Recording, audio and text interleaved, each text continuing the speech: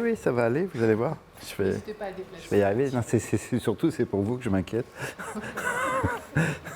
Parce que je me trouve très courageuse d'être venue ce soir dans la chaleur, écouter un exposé sur un truc aussi barbant que les histoires de calcul et du numérique.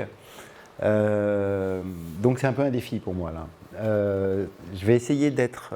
alors j'imagine que vous n'êtes pas tous et toutes très au fait des questions du web et des données, donc je vais essayer d'être le plus simple possible, mais enfin en même temps des fois c'est un peu compliqué, donc n'hésitez pas surtout à m'interrompre, à me faire des grands signes, et parce que je voudrais vous parler d'algorithmes. Ça vous dit quelque chose, algorithme? Ouais, ça va. Bon, alors, alors c'est un argument moi, dont j'ai essayé de faire une sorte de synthèse pédagogique, elle aussi, dans un petit ouvrage qui s'appelle Aquarève, les algorithmes, et qui part d'une idée simple. Alors là, le début, c'est simple, ça va à peu près. Sauf le mot qui est bizarre parce qu'on n'arrive pas à le traduire. Alors, on l'appelle gatekeepers en anglais, donc c'est les sociologues américains qui ont trouvé ce terme. On pourrait dire gardien, portier, hein. Et c'est comme ça que la sociologie, enfin c'est comme ça qu'aux États-Unis on désigne très souvent les journalistes. Et c'est une super expression. C'est pour ça que je garde le terme en anglais, parce que comme les journalistes de la conférence de rédaction du Monde, qui se tient, vous savez, depuis Hubert Beuve-Méry tous les matins, ils sont toujours debout, c'était un rituel qu'ils ont maintenu. Dans cette conférence de rédaction, les gatekeepers, journalistes ou bien éditeurs, on pourrait dire aussi, décide pour nous de qu'est-ce qui va être public et de qu'est-ce qui ne va pas être public. Qu'est-ce qui va être à la première page du journal et qu'est-ce qui ne va pas être à la première page du journal. Qu'est-ce qui va mettre en gros titre et qu'est-ce qui va être en toute petite notice dans la 4e page des informations.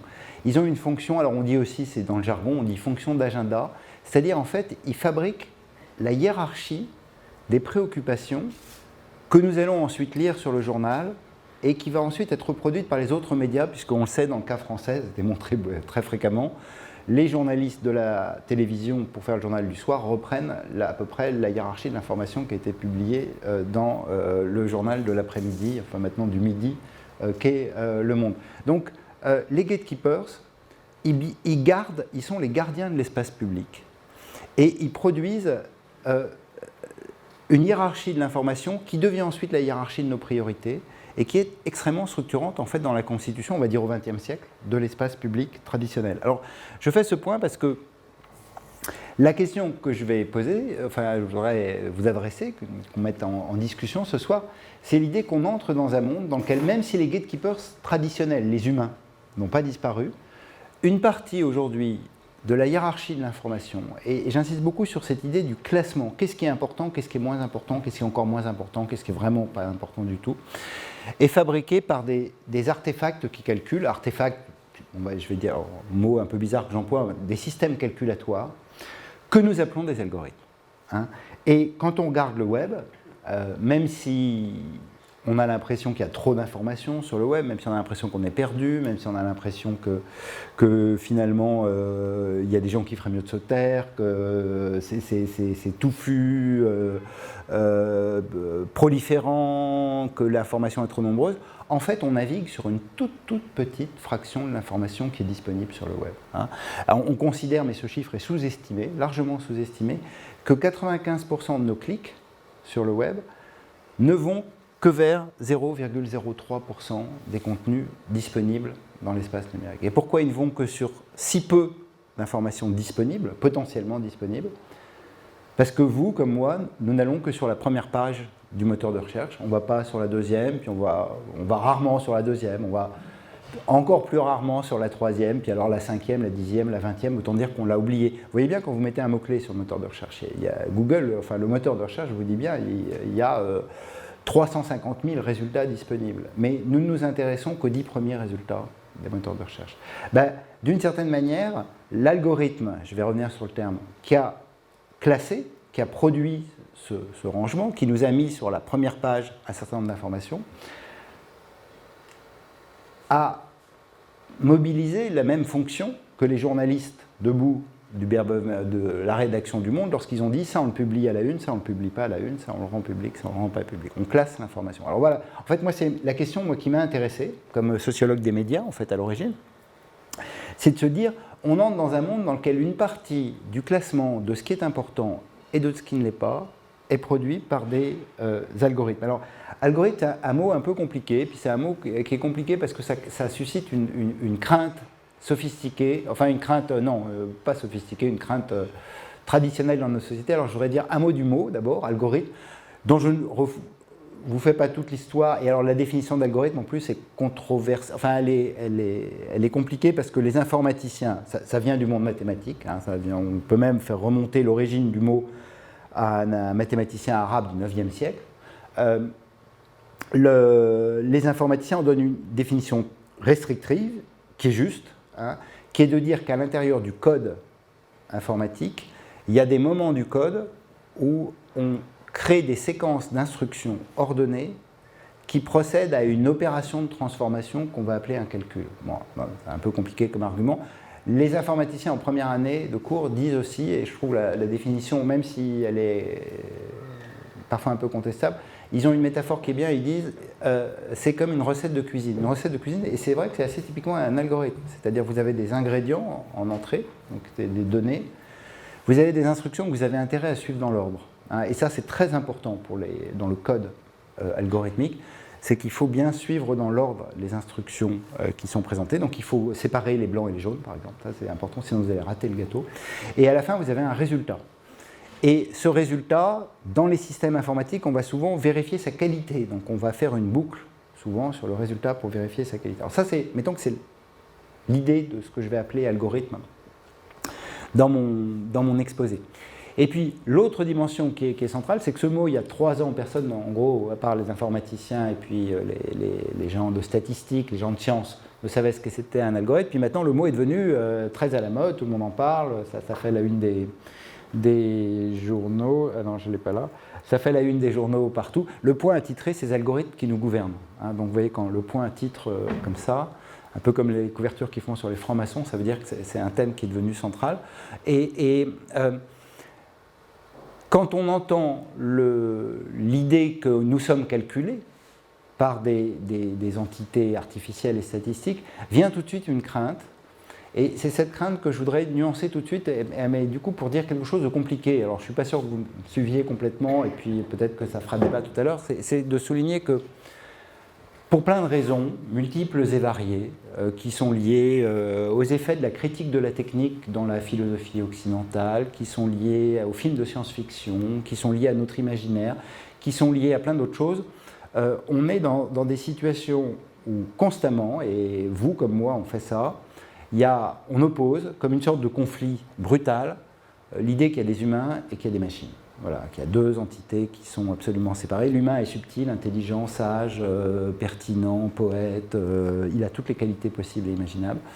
La machine, elle est bête, froide, rationnelle, idiote et dangereuse. Hein. Et évidemment, dès qu'on reparle, comme je vais le faire dans cet exposé, d'algorithmes et d'intelligence artificielle, on retrouve ce conflit entre la subtilité des humains et la bêtise des machines. Alors, pour un sociologue des sciences et des techniques, la réalité, c'est beaucoup plus compliqué que ce combat frontal.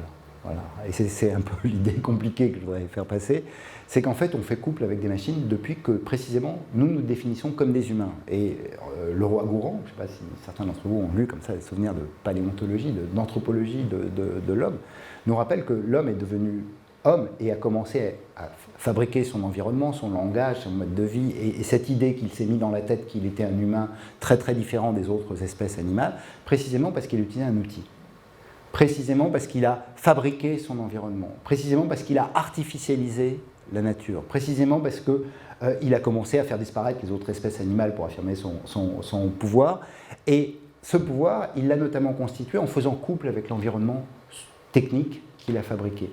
Et donc, d'une certaine manière, si on regardait la question avec un peu de profondeur, on dirait que notre manière de nous définir si spécifiquement comme des humains si subtils est précisément liée à l'histoire de notre relation avec la fabrication de technologies que nous avons sans cesse constitué, et il ne faudrait pas plus de 5 minutes ici pour montrer que nous n'existons pas sans l'ensemble d'artefacts techniques qui sont en train de nous entourer, que nous avons fabriqués d'une manière ou d'une autre. Alors, ce que je voudrais dire, c'est que finalement, les technologies des big data, du web, des calculateurs, c'est un nouvel élément, on pourrait dire une nouvelle étape, dans la fabrication de toute une série de technologies qu'on appelle cognitives, qui depuis l'invention du livre, des écrans, des grands médias d'information, et aujourd'hui d'Internet et du numérique, accompagnent la transformation de l'humain. Et donc moi, mon idée, c'est moins de penser les deux comme des choses qui s'opposent, mais c'est de penser la manière dont nous faisons couple avec ces machines. Ça n'empêche pas de les critiquer. Voilà, je tiens à ça. Mais ce n'est pas la même critique que je vais dire un peu parfois naïvement humaniste, qui est de dire « Oh, les humains sont subtils et les machines sont bêtes ». C'est de dire il y a des couples que nous formons avec certaines machines et certains calculateurs, puisque je vais vous parler de calcul, qui sont incroyablement bénéfiques à l'humanité. Et avec les big data, on peut, les chercheurs en médecine, sur la science, sur le cancer, etc., sont en train de faire des choses prodigieuses parce qu'ils sont en train, par exemple, d'individualiser, de personnaliser les tumeurs cancéreuses en les calculant avec des machines comme ça. Mais on peut aussi faire couple avec des machines pour des usages qui sont absolument toxiques, extrêmement dangereux, des dispositifs de surveillance massive, de personnalisation et de ciblage. Donc, ce n'est pas tellement d'opposer les humains et les machines. Le cœur de mon affaire, c'est de savoir finalement comment nous voulons vivre, avec quelle machine et pour faire quel type d'activité, et quelles sont les activités ou les couplages avec des outils et des technologies numériques que nous jugeons plutôt toxiques, plutôt mauvais et plutôt dangereux. Alors, pour faire ça, il faut faire cette chose compliquée. Alors c'est là que tout se complique. Enfin, tout commence à se compliquer, donc j'espère que ça ne va pas vous perdre. C'est que si on considère, comme je viens d'essayer de le dire, que ce qui est au cœur de l'affaire, c'est l'association de nos activités avec toute une série de systèmes techniques, il faut comprendre les systèmes techniques. Ce n'est pas la peine de dire c'est juste de la technique, c'est froid, c'est bête, c'est rationnel, c'est idiot. C'est une critique qui me semble beaucoup trop facile dans cette affaire. Donc il faut essayer d'entrer dans les techniques, de comprendre ce qu'elles veulent et surtout ce que ceux qui les ont fabriquées veulent qu'elles fassent. Parce qu'évidemment, ces techniques ne sont pas apparues toutes seules, elles ont été fabriquées, produites par des chercheurs, par des ingénieurs, qui sont payés par des entreprises, des laboratoires de recherche, ou payés par des entreprises, et que, d'une certaine manière, quand on fabrique un système technique, on incorpore dans la fabrication du système technique un certain nombre de principes, de valeurs, de formes, qui sont liées aux intentions de leurs concepteurs. Et du coup, il faut essayer de comprendre les calculs de l'intérieur, avec une idée, et donc j'essaie de faire part de l'idée simple, mais voilà, que je vais essayer de dérouler devant vous, c'est celle que, quand on regarde la question des algorithmes du web, donc du calcul des données numériques, qu'on appelle big data aujourd'hui en grande partie,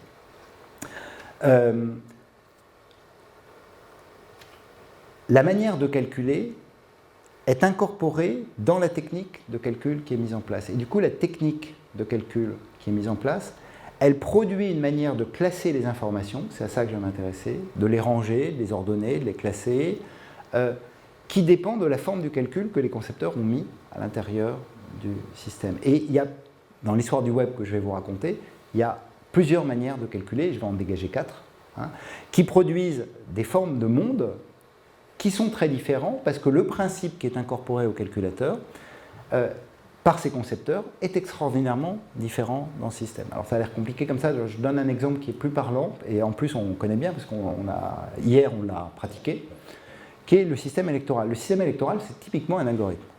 Vous avez des données en entrée, vous déposez un bulletin dans une urne, c'est les données qui rentrent. Vous avez un système électoral qui les dénombre et qui les transforme en députés. Et donc, il faut bien pour transformer les bulletins de vote en députés, il faut passer par une technique de calcul qui va transformer le nombre de bulletins, la couleur des bulletins, la distribution des noms qui ont été déposés sur les bulletins en députés. Et l'air de rien, choisir son système électoral, ça a des conséquences, on l'a vu hier, absolument massives et centrales. Et le débat sur les systèmes électoraux, c'est un débat éminemment politique sur la forme de la vie politique qu'un pays, ses données. Et d'une certaine manière, débattre du système électoral, c'est débattre de la couleur, de la forme, de la nature, des modes d'engagement politique que vont choisir différentes sociétés.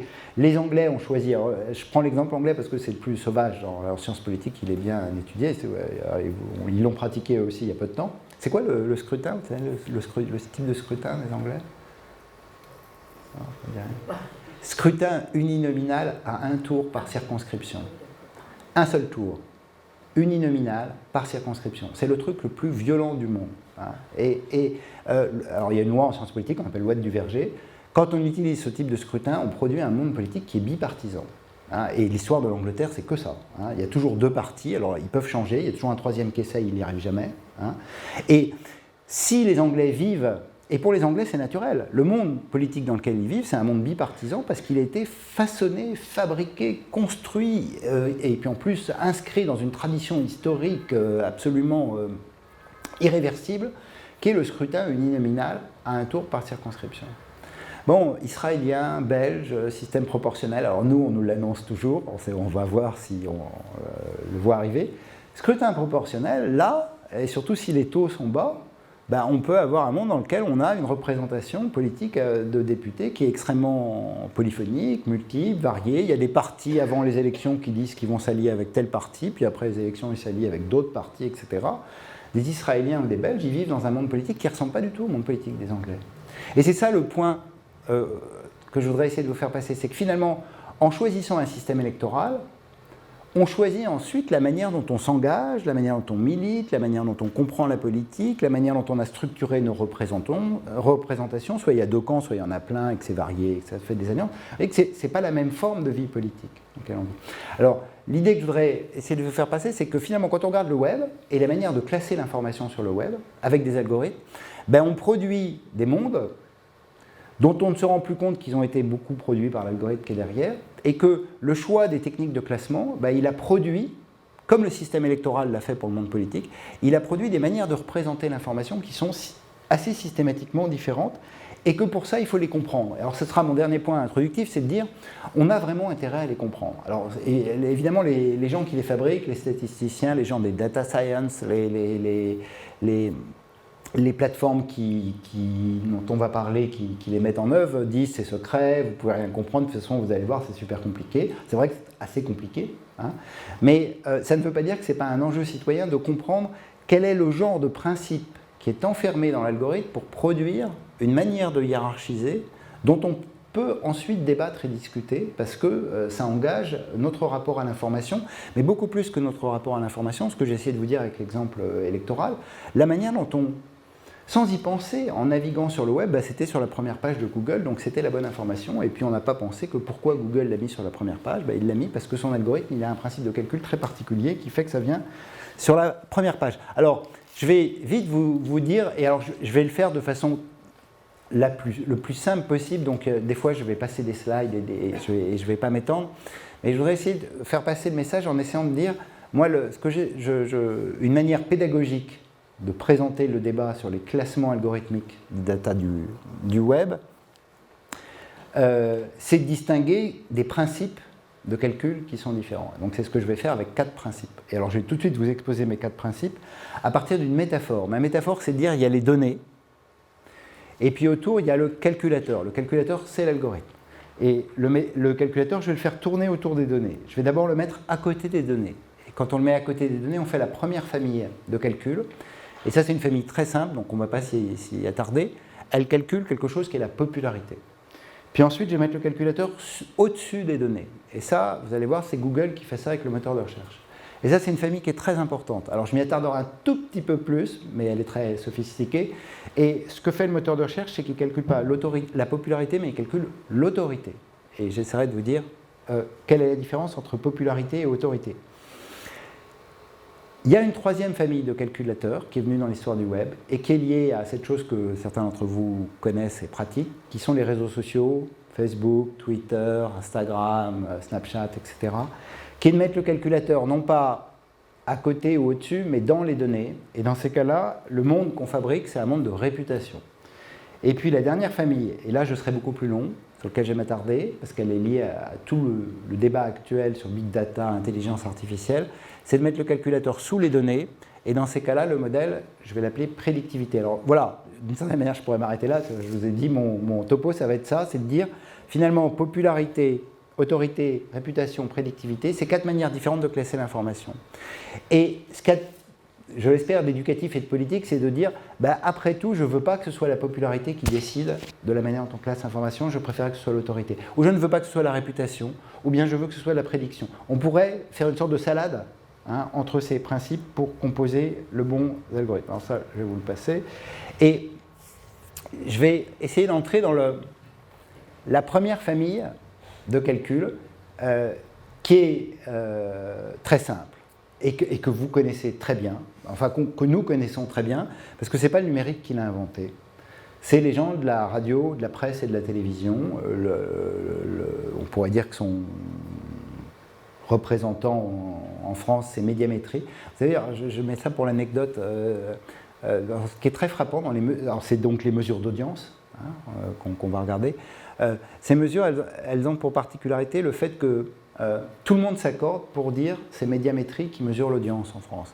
S'il y avait un autre acteur qui apparaissait, et il y en a eu un qui a tenté le coup dans les années 80 et dans d'autres pays c'est arrivé, immédiatement tout le monde se met d'accord, tout le monde, c'est-à-dire les éditeurs de presse et le marché publicitaire, pour faire disparaître le nouvel acteur, parce qu'évidemment il va produire des mesures qui sont différentes.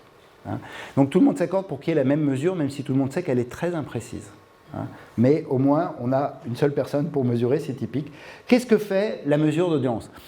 Elle mesure la popularité. Sur le web, la popularité, c'est compter le nombre de fois où une information a été cliquée. Et on compte le nombre de visiteurs uniques. Parce que si vous cliquez 25 fois sur le même site, vous ne comptez que pour une personne, normalement.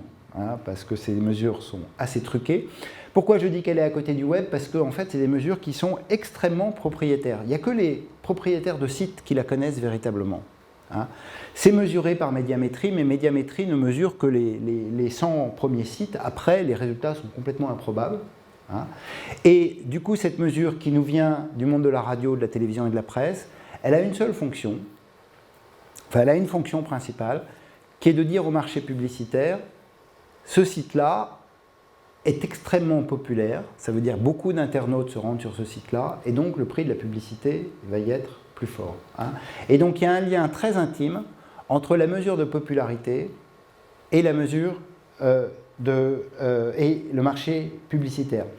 Mais il y a aussi un lien plus subtil, alors j'entre pas dans les détails, mais plus subtil avec l'idée de la démocratie et de l'État-nation. La popularité, c'est les frontières d'un peuple. Et Médiamétrie, il s'occupe des Français et ils essayent d'enlever tous les francophones parce qu'il ne veut pas compter, il les met à part dans les statistiques, les Suisses et les Belges, parce que non, il y a quelque chose de l'idée de l'État-nation, et surtout il y a une idée qui est très centrale, et alors je la souligne parce que vous allez voir qu'elle va disparaître, c'est pour ça que je la souligne, c'est qu'elle est assez démocratique. Alors c'est une démocratie qu'on peut contester, c'est qu'elle dit, après tout, c'est TF1 qui gagne tous les soirs. Donc les Français votent pour TF1, ils choisissent TF1, c'est le plus populaire. Alors on peut dire la même chose pour les sites web. Le site web, il reçoit le plus d'audience parce qu'il finalement, il a reçu l'assentiment et le vote des internautes, d'une certaine manière. Et ce qui est démocratique dans cette affaire, je mets ça entre guillemets, c'est que tous les internautes qui cliquent sur un site ont le même poids. Mon clic vaut la même chose que votre clic. On est à égalité. Il n'y a pas de gens dont le poids serait supérieur à celui des autres. Alors c'est pour ça que j'insiste là-dessus, parce que vous allez voir, dans les 3 autres mesures, cette égalité entre les internautes va disparaître de façon forte. Où est-ce qu'est compté le nombre de clics ? C'est qui détient la mesure ? Alors c'est ça qui est très compliqué, c'est pour ça que c'est une mesure qui est d'une fiabilité relative. C'est en partie mesuré par ce qu'on appelle des analytics. Alors les analytics, c'est des choses que les propriétaires de sites web vont mettre sur leur site pour compter les visiteurs. Donc le plus célèbre est Google Analytics. Ça c'est l'interface de Google Analytics. Et ça donne au propriétaire du site une vision du nombre de visiteurs qu'il a eu dans la journée. Voilà. Le problème de ces mesures, et vraiment il faut insister, alors c'est une propriété qui vaut pour tous les types d'algorithmes. Et on pourrait dire pour tous les types de statistiques. C'est que dès qu'on a une mesure quelque part dans le monde social, une mesure qui mesure quelque chose sur nous, nous trichons avec les mesures. Et donc cette mesure-là, en particulier, elle est incroyablement truquée par les propriétaires de sites. Hein. Et alors c'est facile à truquer. Hein. Il y a des robots qui cliquent automatiquement sur votre site puis qui vous rajoutent des points. Il y a toute une série de mesures un peu aléatoires qui circulent dans le réseau, qui viennent vous donner de la popularité. Donc, ça donne une idée de la popularité, mais ce n'est pas une mesure complètement objective. Je voudrais m'attarder un peu plus sur la deuxième mesure, parce qu'elle est originale. Et là, pour le coup, c'est les gens du numérique qui l'ont inventé. Et ils ont amené dans l'espace public, ils ont inventé une nouvelle manière de classer l'information qui est vraiment très originale. Alors, je ne vais pas être très, très long, mais essayer de la détailler. Mais juste avant, peut-être, pourquoi Google a mis, vous mettez un mot-clé, voiture, non, vélo, vélo, et vous avez 10 liens qui vont apparaître. Pourquoi Google a choisi ces 10 liens ? Qu'est-ce qui fait qu'ils vont apparaître en premier ? Ils payent. Il y a aussi des mots-clés qui sont rentrés dans le site, non ? Le mot-clé rentré par le site ? Les sites en question ? Ouais. Les enchères. Les liens aussi, non ? Les liens, Ah. ils sont comment rentrés ? Bon, alors moi, je pense que c'est vous qui gagnez. Ah. Mais bon, c'est très mystérieux et on ne sait pas trop. Hein. Et donc, moi, c'est pour ça que je pense qu'on aurait besoin de savoir. Alors, les mots-clés, c'était la solution avant Google. Hein. Donc, vous mettez sur votre site, vous mettiez 25 fois vélo et vous étiez mieux classé que celui qui avait 23 fois vélo. Hein. Ça, c'était Alta Vista ou Lycos pour les très vieux internautes. Payer, ça c'est pour les AdWords, donc la publicité qui est aussi présente sur la page, et les AdWords sont aux enchères. Hein. Mais là, ce dont je vous parle, c'est le classement naturel de Google. Alors, Google a mis en place un classement dont je vais dire que l'algorithme se met au-dessus des données, dans ma métaphore, et il mesure la notoriété ou l'autorité. Alors, l'autorité, c'est pas l'autorité de quelqu'un qui a de l'autorité parce qu'il a un statut qui lui donne de l'autorité. C'est l'autorité au sens de l'esprit de l'Internet des pionniers. L'esprit de l'Internet des pionniers, c'est l'Internet de la méritocratie des pairs. Donc on a de l'autorité parce que les pairs nous font confiance. Les pairs PAI-RS, parce que c'est une communauté de gens qui ont considéré qu'on avait une sorte de centralité, qui ont reconnu que nos contributions sur le web étaient plus importantes que les autres. Et ça nous donne une sorte de notoriété, de prestige, de centralité que je vais appeler de l'autorité. L'idée qu'ont eue Sergey Brin et Larry Page, qui sont les fondateurs de Google, ils étaient étudiants à Stanford en 1998-99, et ils vont avoir une intuition assez fondamentale par rapport justement aux gens que vous évoquiez, là, ceux qui mettaient des mots-clés, hein, qui faisaient des moteurs de recherche par mots-clés, une intuition qu'ils vont emprunter à Eugene Garfield. Eugene Garfield était un scientifique des années 60 qui a créé quelque chose. Les chercheurs vivent toujours, tout le monde dans le monde d'Eugene Garfield, ils en souffrent parfois, mais en même temps, ils en souffrent et en même temps, c'est pas complètement faux cette affaire. Eugene Garfield avait créé en 1964 le Science Citation Index. Le Science Citation Index, c'est un dispositif alors, qui a pris des proportions démentes aujourd'hui. Hein, donc Garfield n'est pas responsable de cette affaire. C'est de considérer qu'une revue scientifique, qui s'occupait que des revues, avait plus d'autorité qu'une autre revue scientifique parce que les articles de cette revue étaient cités de nombreuses fois par d'autres revues. Donc il comptait le nombre de notes en bas de page. Il regardait non pas la note en bas de page qui part de l'article pour aller vers un autre article, mais celle qui va d'un autre article vers la revue. Et il considère que si on est cité par beaucoup d'autres revues, c'est-à-dire qu'on a plus d'autorité. Et donc il va mettre en place ce système de classement qui n'est pas complètement faux. Il y avait un terme important de Robert Merton, qui était un sociologue des sciences, qui disait « Un chercheur, il paye sa dette en bas de page ». Et c'est une citation qui est très juste, très profonde. Hein, c'est-à-dire, vous allez produire un savoir, mais pour produire ce savoir nouveau, vous avez besoin de l'antériorité de la communauté scientifique. Et donc, au moment de produire ce savoir, vous devez citer en bas de page le savoir antérieur que vous avez mobilisé et vous mettez une note en bas de page. Et donc, l'intuition de Garfield, c'est de dire qu'il suffit de mesurer les notes en bas de page, les références, et d'une certaine manière, on a une représentation hiérarchique de la communauté scientifique dans laquelle ceux qui sont énormément cités ont beaucoup d'autorité parce qu'il y a beaucoup de chercheurs qui considèrent qu'il faut citer leurs travaux pour faire leurs propres recherches.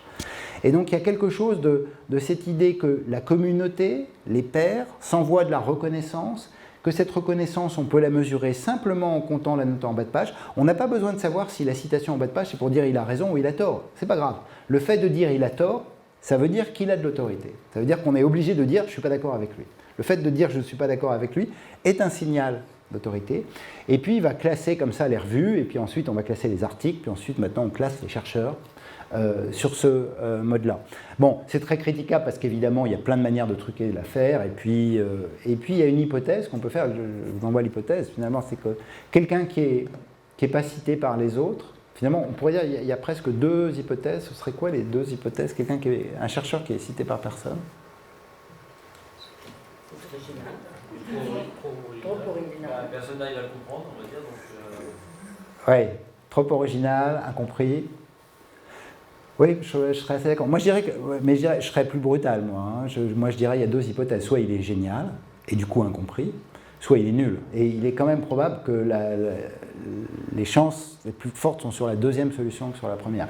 Mais c'est vrai qu'un des effets des mesures d'autorité, c'est que les gens en rupture, ou bien qui sont très en avance de phase, ils ne sont pas cités, ils ne sont pas classés. Et d'ailleurs, c'est une des critiques qui est souvent faite au PageRank de Google, parce que qu'est-ce qu'ont fait Brin et Page?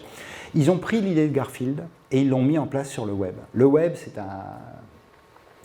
des pionniers, c'est une aventure assez fabuleuse, dans laquelle une sorte d'imaginaire incroyable du document a été mis en place, dans lequel on s'est dit on va classer les documents depuis les textes eux-mêmes. Et donc c'est les textes qui vont résonner les uns avec les autres à travers cette toute petite chose, mais le web c'est juste le protocole qui permet de faire cette petite chose qu'a inventé Tim Berners-Lee en 89-90, qui est le lien hypertexte, ce petit lien bleu. J'écris un texte, puis dans mon texte, je mets un lien cliquable qui va vers le texte de quelqu'un d'autre. Que j'en dise du bien, du mal, n'importe quoi, c'est pas grave. Pourquoi je l'ai cité? Je l'ai cité parce que je le reconnais. Et si je calcule les liens bleus que reçoit un texte, ça veut dire qu'il doit être plus important qu'un autre. Donc quand je tape vélo sur mon moteur de recherche, les 10 premiers résultats qui arrivent en haut, c'est ceux qui parlent de vélo. Donc il faut bien qu'il y ait un mot-clé qui corresponde, mais il suffit de le dire une fois. Et même des fois, aujourd'hui, Google, vous ne parlez pas de vélo, vous pouvez être dans le classement. Mais qui ont été cités par le plus d'autres textes du web. Mais avec une particularité qui est très centrale, c'est que la mesure, elle est méritocratique. On pourrait dire qu'elle est censitaire, si on veut garder une métaphore électorale. C'est-à-dire que mon site doit être cité par d'autres sites pour remonter dans le classement, mais donc on pourrait dire que ce sont les autres sites qui votent pour moi, et les liens hypertextes sont comme des votes, mais tous les votants n'ont pas le même poids, parce que si je suis cité par Wikipédia, par Le Monde, par Le Figaro, etc., ça va me donner énormément d'autorité, alors que si je suis cité par le blog de ma petite cousine, ça vaut pas grand-chose. Hein. Et donc il y a une pondération des votes en fonction du nombre de fois où ceux qui me citent sont cités, et une pondération par le nombre de fois où ceux qui vont me citer sont cités eux-mêmes, etc., etc. C'est une mesure récursive, c'est ça la grande sophistication algorithmique qu'ont inventé Brin et Page dans leur système. Alors c'est un système très original qui a été mis en place, et c'est un système dont je voudrais dire une propriété très abstraite. Alors là, ça va être le moment compliqué, puis après j'oublie, mais j'aurais fait mon truc abstrait.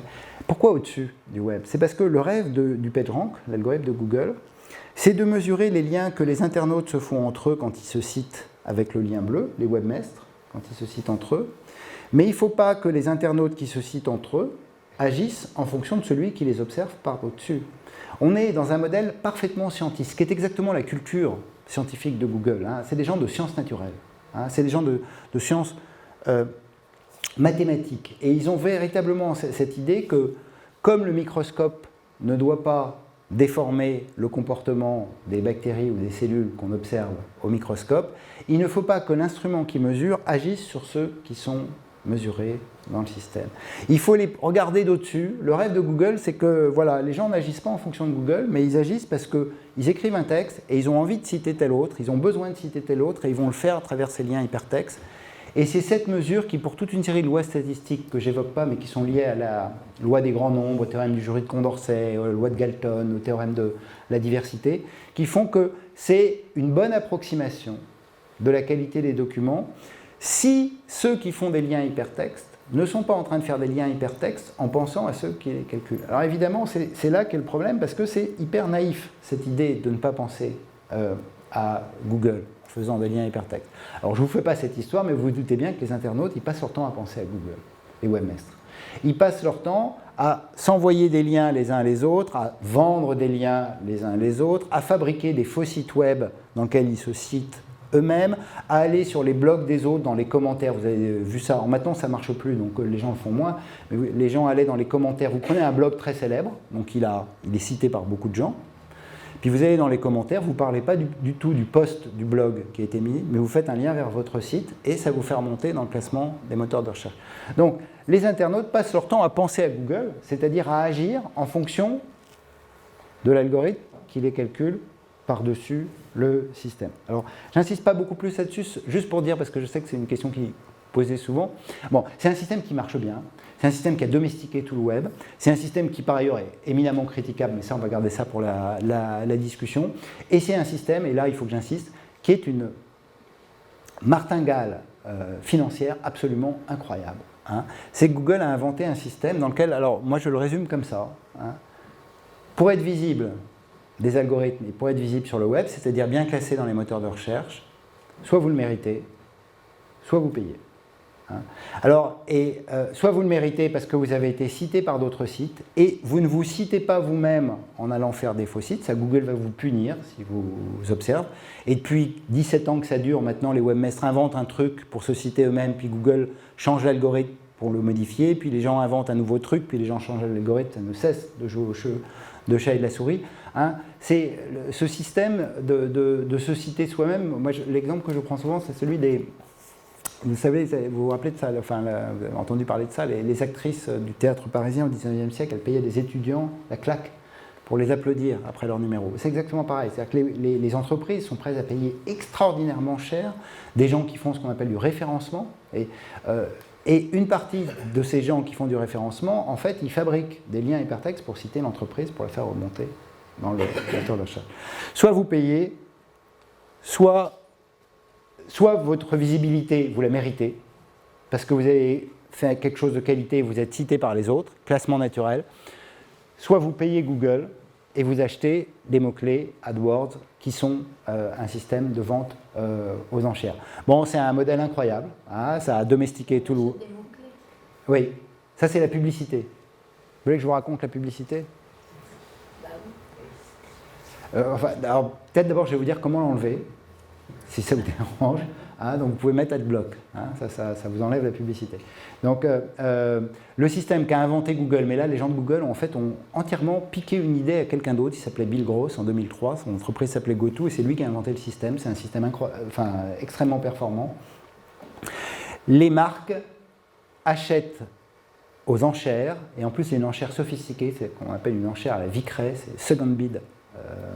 C'est-à-dire vous, par exemple, mettons voiture. Alors, Peugeot va dire, moi j'achète voiture 4 € le clic. Bon, c'est très cher, mais voiture, c'est les mots les plus chers. Voiture, banque et assurance sont les mots les plus chers. J'achète 4 € le clic. Puis ensuite, vous avez Renault qui va dire, moi j'achète 2 € le clic. Donc c'est Peugeot qui va gagner devant Renault. Mais Peugeot ne va pas payer 4 €, il va payer 2 €. En fait, on descend, on prend l'enchère du second dans le système. Et ils vont apparaître en premier en fonction du prix qu'ils ont payé aux enchères sur le système qui est ici. Et ils ne sont pas payés pour apparaître. Ça, c'est aussi une innovation qu'a amené Google. Je suis en train de prendre du temps là, mais ils ne sont pas payés pour s'afficher, ce qui est le cas du marché publicitaire classique. Les gens payent pour être affichés sur les panneaux d'affichage, dans le métro, dans la rue, pour passer à la télévision, pour être affichés à la radio. Là, ils ne payent pas, ils ne payent que si vous cliquez dessus. Et ça a été l'une des ruses de Google, c'est de faire payer au clic dans ce système. Ce système, popularité et autorité, il a fabriqué deux grands modes de classement sur le web. Et je voudrais insister sur un point, autorité et popularité, c'est pas la même chose. Et on considère souvent, oui, c'est sur la première page de Google, donc c'est populaire. Non, c'est sur la première page de Google parce que ça a reçu beaucoup d'autorité. Et parce que c'est sur la première page de Google, ça va devenir populaire parce que les gens vont cliquer dessus. hein. Mais le nombre de clics, vous pouvez, si vous avez un site web, vous pouvez cliquer tout ce que vous voulez sur votre site web, ça ne le fait pas remonter d'une seule place dans le classement de Google, hein. Ce qui vous fait remonter, c'est de recevoir de l'autorité. L'autorité, elle circule c'est un jus de lien, comme disent les professionnels du secteur, qui circule dans le lien hypertexte que vous allez recevoir d'autres sites qui vous ont cité dans ce système. Ces deux classements, ils considèrent qu'on a tous le même classement. Ils s'adressent à l'ensemble des internautes, plus ou moins, parce que Google personnalise de plus en plus, mais de la même façon. Ce qui va arriver en 2005, c'est qu'une troisième famille de classement va se mettre en place, et cette famille de classement, elle va être très originale. Elle va dire, on arrête de faire le même classement pour tout le monde. On arrête de dire, tout le monde regarde le journal de France Télévisions ou de TF1 le soir, et c'est le même journal pour tous les téléspectateurs qui le regardent. On va commencer à dire, non, chacun veut avoir un espace d'information qui est personnalisé par ses affinités. Et ceux qui vont inventer ce système, c'est ceux qui vont fabriquer les réseaux sociaux, Facebook, Twitter, Instagram, etc. Et comment ils le font? Ils le font avec un principe d'affinité. C'est-à-dire qu'ils disent, c'est chaque internaute qui choisit de s'abonner à des amis. Alors on va appeler ça des amis, des followers, des comptes qu'on suit. Selon les comptes qu'on suit, on dessine un paysage dans lequel l'information que je vais voir est celle qui a été likée, produite, repartagée par les comptes que je suis. Donc je ne suis pas en train de regarder la même information pour tout le monde. En fait, l'information que je choisis, elle est entièrement liée à la manière dont j'ai construit mon paysage informationnel en choisissant mes abonnés dans ce système. Alors c'est un système très sophistiqué, c'est un système dont, alors moi je résume avec ce petit dessin qui, vous allez voir, est assez obscur, mais je vais essayer de le rendre clair, c'est de dire qu'est-ce qui se passe quand je partage un lien sur Facebook, hein, ou quand je like un lien sur Facebook. J'envoie une qualité sur le document qui m'intéresse, donc mettons que c'est un article de presse, et j'ajoute à son compteur +1, donc ça va lui donner de la visibilité, ça va le faire monter. Mais en même temps, la qualité que j'ai mise sur le document, je la mets aussi sur moi, comme individu, et notamment sur ma page personnelle de Facebook. Parce que mes amis vont voir que j'ai partagé cette information. Et donc, l'idée que je cherche à faire passer, c'est que partager un lien, c'est à la fois donner du poids à l'information, et en même temps, valoriser sa propre personne auprès des amis qu'on a choisis dans son réseau social, Facebook, Twitter, Instagram, Pinterest ou les autres. Et ça, c'est une propriété que les sociologues ont beaucoup étudiée dans le web social, c'est que contrairement à ce qu'on entend beaucoup et ce qu'on dit beaucoup, on ne partage pas n'importe quoi sur les réseaux sociaux. On partage des choses qui nous valorisent. On sculpte son identité, on fabrique sa réputation, on veut être reconnu par ses amis. La manière de partager est toujours liée aux signaux qu'on adresse à sa communauté pour se faire reconnaître dans sa communauté. Mon exemple préféré est celui de, vous savez, sur Facebook, on peut dire « je suis là ». Hein, et donc les gens disent à leurs amis « je suis ici ». Et quand on fait la cartographie des endroits où sont les gens, les utilisateurs de ces services, ben, ils sont dans des endroits branchés, ils sont ici, ce soir, ils sont dans les salles de théâtre, ils sont dans les cafés, ils sont dans les restos, ils sont chez des amis, ils sont dans des monuments historiques, etc. Ils ne sont jamais au supermarché, ils ne sont jamais à la laverie automatique, ils ne sont jamais... Voilà. Donc ce qu'on partage, c'est des signaux qui nous valorisent, nous, le partageur de l'information. Comment ? C'est plus du fantasme. C'est juste qu'ils font ce que nous ne cessons de faire, c'est que notre identité, elle est en construction continue. Donc il y a des choses qu'on montre, il y a des choses qu'on ne montre pas, il y a des choses qu'on aime montrer, il y a des choses qu'on n'aime pas montrer. Alors, on peut dire fantasme, mais c'est juste qu'on est tous en train de faire ça. Je suis en train de le faire devant vous de la même façon. C'est que notre identité, c'est des rôles. Et évidemment, un des rôles sociaux de ces réseaux sociaux, c'est de fabriquer une identité qu'on veut faire partager et qu'on veut faire reconnaître aux autres. Et c'est vrai que parfois, elle pousse beaucoup à une sorte de narcissisme, on pourrait dire, des individus, puisque sur Facebook, comme l'ont montré des études nombreuses, si on publie une photo de profil, puis que personne nous like, nous dit « c'est bien, t'es beau, t'es belle, etc. », ben, on enlève la photo de profil, puis on en met une autre. Hein. Donc on voit bien qu'il y a quelque chose d'un test de l'identité qui se joue constamment dans l'espace relationnel qu'on fabrique avec les individus. Alors, je ne vais pas m'attarder sur les signaux des réseaux sociaux, mais ils sont du coup calculés de façon très différente autour de l'idée de la réputation de la personne. Ce qui fait que des informations vont être beaucoup partagées, ce qui fait qu'elles vont beaucoup circuler sur les réseaux sociaux, c'est qu'elles ont été beaucoup partagées par des gens qui fabriquent leur réputation avec cette affaire-là, et que du coup, il y a quelque chose de la réputation individuelle qui joue dans le calcul qui est produit dans ces réseaux sociaux.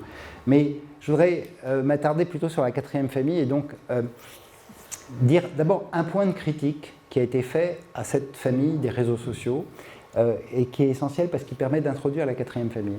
La critique, elle est de dire, et ça rejoindrait votre remarque, qui est de dire, est-ce que les gens des big data ont commencé par dire, c'était très en 2010, on disait ça beaucoup, c'est formidable avec les réseaux sociaux, on va pouvoir prédire des choses. Parce que les gens parlent, les gens s'expriment, ils passent leur temps à partager des choses diverses et variées.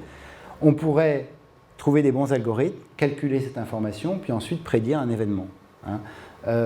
Et l'air de rien, ça ne marche pas. Voilà, et ça ne cesse de ne pas marcher. Je le dis avec insistance parce que François Fillon, pendant toute la campagne électorale, a passé son temps à dire les sondages sont faux. Mais en revanche, il y a une entreprise qui mesure Facebook et Twitter, et je suis le premier sur Facebook et Twitter, donc vous allez voir ce que vous allez voir dans les résultats. Bon, on a vu, ça ne marche pas. Ça ne marche pas pour plein de raisons statistiques, mais notamment un des problèmes statistiques, si les gens se souviennent de leur cours de statistique là dans la salle, on appelle ça de l'autosélection, c'est-à-dire que les gens qui ont très envie de dire, les Écossais par exemple, les Écossais au moment du référendum sur l'indépendance, ceux qui étaient favorables à l'indépendance ont dit massivement sur Twitter. Si on écoutait Twitter, l'Écosse serait indépendante, parce que tous ceux qui voulaient l'indépendance étaient si motivés qu'ils voulaient très très fortement le dire. Mais ceux qui vont dire non, on préfère rester dans le Royaume-Uni, mais on n'a pas forcément envie de le dire à tout le monde et de le clamer sur Twitter, ils étaient plus nombreux dans les urnes, mais ils étaient beaucoup moins nombreux sur Twitter. Donc on n'arrive pas à calculer ce différentiel qu'il y a entre ce qu'on dit dans les réseaux sociaux et ce qu'on fait réellement dans les activités. Alors là aussi, c'est une hypocrisie qui est... où il ne faudrait pas le dire sous le terme de l'hypocrisie, mais qui est complètement présente dans nos vies constamment. Si on interviewe les Français, mon chiffre fait toujours rire, les gens de médiamétrie, justement, là, quand ils interviewent les Français, il y a à peu près dans les enquêtes par questionnaire, quelle est votre chaîne de télévision préférée, il y a Arte revient pour 20 ou 30% des Français. Bon, puis quand on regarde l'audience d'Arte, il y a 5%, et 5% pour les bonnes soirées. Donc il y a un décalage entre ce qu'on fait et ce qu'on dit qu'on fait. Et d'une certaine manière, nos sociétés, elles ne cessent d'être travaillées par cette ambivalence entre il y a ce qu'on dit et il y a ce qu'on fait. Alors j'insiste là-dessus parce que les gens qui vont fabriquer la quatrième famille de calcul, celle qui va m'intéresser maintenant, leur argument, c'est de dire la seule chose qui nous intéresse, c'est les traces de comportement. Ce n'est pas ce que vous dites, c'est ce que vous faites. Et pour le faire, il faut mettre des capteurs pour enregistrer des données comportementales. Et comportemental, c'est pas du discours, c'est pas des photos, c'est pas l'amusement, c'est pas toute cette prolifération assez magnifique de signes dans tous les sens qui sont apparus sur les réseaux sociaux. C'est la trace de navigation sur Internet. C'est la géolocalisation du téléphone portable qui dit constamment où vous êtes et où vous vous trouvez. C'est les puces qui sont dans les objets communicants qui mesurent vos courses quand vous êtes coureur. C'est l'application que l'on peut mettre pour enregistrer le rythme de son sommeil. C'est le ticket de caisse au supermarché des choses que vous avez achetées. C'est le compte à la banque des choses, de l'ensemble de vos achats différents. C'est donc d'essayer de cerner l'individu, non pas par l'ensemble des représentations qu'il pourrait avoir, mais par l'agrégation de traces comportementales dont on pourrait faire une prédiction. Et là, l'argument des gens des big data et l'argument des nouveaux algorithmes qui sont en train d'arriver, c'est de dire on va calculer les traces des gens. Et calculer les traces des gens, ça ne veut plus du tout dire mesurer ce qui est le plus populaire, première famille, mesurer ce qui a été le plus cité par des gens qui sont eux-mêmes beaucoup cités, autorité, deuxième famille, mesurer ce qui est dans la réputation de mon réseau affinitaire sur le réseau social, troisième famille. Ça veut dire faire une prédiction personnalisé pour chacun. Et l'un des choses les plus typiques, c'est les systèmes de recommandation. Alors vous en avez partout maintenant. Amazon, on va prendre ceux des sites de commerce parce qu'ils sont les plus classiques. Vous avez acheté ça et les gens qui ont acheté le même livre que vous ont aussi acheté. Donc on vous recommande à vous, mais pas à un autre, on vous recommande à vous de faire quelque chose qui a été fait par des gens qui ont le même profil de comportement que vous pour le faire. Alors, cette idée de la recommandation, ça c'est un algorithme très simple qu'on appelle le filtrage collaboratif, qui est très ancien, mais il ne cesse de se raffiner, il ne cesse de se transformer, et il ne cesse d'entrer dans plein de dynamiques aujourd'hui, marchande, commerciale, mais aussi de la recommandation musicale, par exemple. Hein. Je n'ai pas envie de me fatiguer, mais le système de musique que j'écoute, Deezer ou Spotify, il sait ce que j'ai écouté depuis des mois, et donc il va me recommander de la musique en fonction de ce que j'ai déjà écouté, sans me remettre nécessairement la musique que j'ai déjà écoutée, mais il va me mettre de la musique qui est proche de la musique que j'ai déjà écoutée, parce qu'il sait que d'autres qui ont écouté la musique que j'ai déjà écoutée ont aussi écouté ça, et que moi je ne l'ai jamais écouté. Et donc il va faire une estimation pour dire, il y a de bonnes chances que si d'autres qui ont l'habitude d'écouter les mêmes genres de choses que toi, vont aussi aimer cette chose-là. Et c'est là qu'on entre dans la chose que je voudrais essayer de vous expliquer, parce que je crois qu'en fait, quand on parle de Big Data, pour le dire très très vite, en fait, ça ne veut pas dire grand-chose, et puis surtout, ce n'est pas très nouveau. Hein. Si vous dites à des chercheurs en génomique, en astrophysique, que depuis 2010, puisque le terme est apparu en 2010, ils font des big data, ils vont rire, parce que ça fait très très longtemps qu'ils font des big data. Hein. Donc les gens, la météo, aujourd'hui on a besoin de la météo, mais pour arriver à faire des prédictions météo aussi fines, il a fallu un siècle pour fabriquer des réseaux de mesures, de capteurs terrestres, océaniques, atmosphériques. D'une certaine manière, la météo a augmenté sa précision quand on a fabriqué des modèles qui avaient des métrologies de données qui faisaient la connexion océan-atmosphère. Hein. Mais ça date des années 70, hein, ces premiers modèles. Donc c'est un travail sur les données qui existe depuis très très longtemps. S'il y a quelque chose de vraiment original et nouveau, du point de vue de l'histoire des sciences et des techniques aujourd'hui, moi ce que je dirais, voilà, c'est ce mot-là, méthode d'apprentissage. Et alors qu'on appelle en anglais, parce qu'on le dit plus souvent en anglais, machine learning. Et méthode d'apprentissage, c'est ce qui est en train, effectivement, là, de faire des progrès absolument fulgurants. Et en même temps, les promesses de ce progrès sont sans doute, mais on garde pour la discussion, très très exagérées dans la manière dont certains les vendent aujourd'hui. Mais qu'est-ce qu'on entend par méthode d'apprentissage ? Quelque chose qui, d'une certaine manière, n'est pas nouveau. Hein, et pour les statisticiens, c'est même très très ancien. Hein. Les méthodes d'apprentissage, une des plus importantes et qui d'ailleurs joue un rôle aujourd'hui majeur, hein, c'est un vieux théorème de Bayes. Ça dit quelque chose à quelqu'un, vous vous souvenez du théorème de Bayes? C'est un théorème très simple, très, très élégant. Le révérend Bayes, XVIIIe siècle, il est mort sans avoir publié son théorème. C'est un de ses amis qui a retrouvé une feuille de papier dans ses vieux dans sa malle, et qui a rendu public à la Royal Academy un théorème qui est aujourd'hui le théorème de l'intelligence artificielle, en fait. En partie, j'exagère, mais qui joue un rôle considérable dans les nouvelles techniques algorithmiques. Et théorème de Bayes, qui a aussi été, pour être nationaliste en France, qui a été entièrement, véritablement refabriqué, réinventé, sans d'ailleurs qu'il ait connaissance du théorème de Bayes, par Laplace. Donc en fait, on devrait dire Laplace, en réalité. Alors qu'est-ce que dit ce théorème ? Ce théorème va choquer tous les statisticiens du XXe siècle, du XIXe et du XXe siècle, parce qu'il fait une hypothèse extrêmement choquante qui fait que les bayésiens vont être minorisés dans toute l'histoire de la statistique parce qu'il pose ce qu'on appelle une probabilité subjective sur un événement. Je ne sais pas ce qui va se passer, mais je dis il y a 60% de chances que ça se passe. En fait, j'en sais strictement rien. Mais je fais une hypothèse subjective. C'est ça qui a beaucoup choqué, c'est l'idée que, de façon subjective, on pose un chiffre.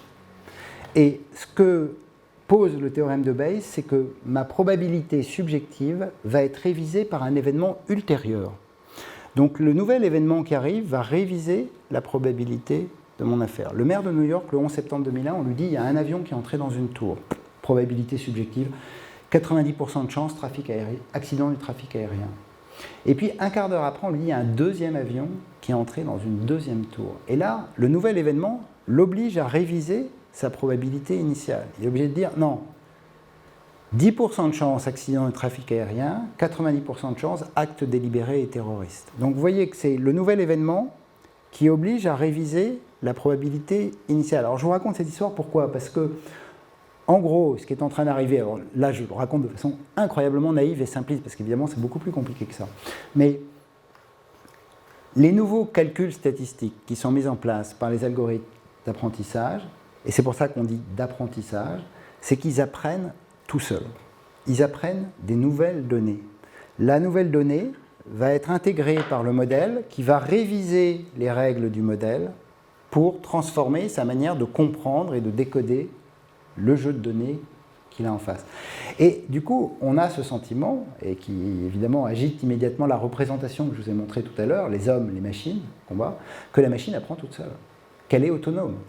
C'est-à-dire qu'elle va transformer ses règles de décision et de calcul parce qu'elle apprend des données qu'elle capture constamment. Et se met en place cette boucle d'apprentissage qui est, et apprentissage, le mot là est très bien choisi, je vais vous dire tout de suite qu'intelligence artificielle c'est très mal choisi, mais l'apprentissage est extrêmement bien choisi.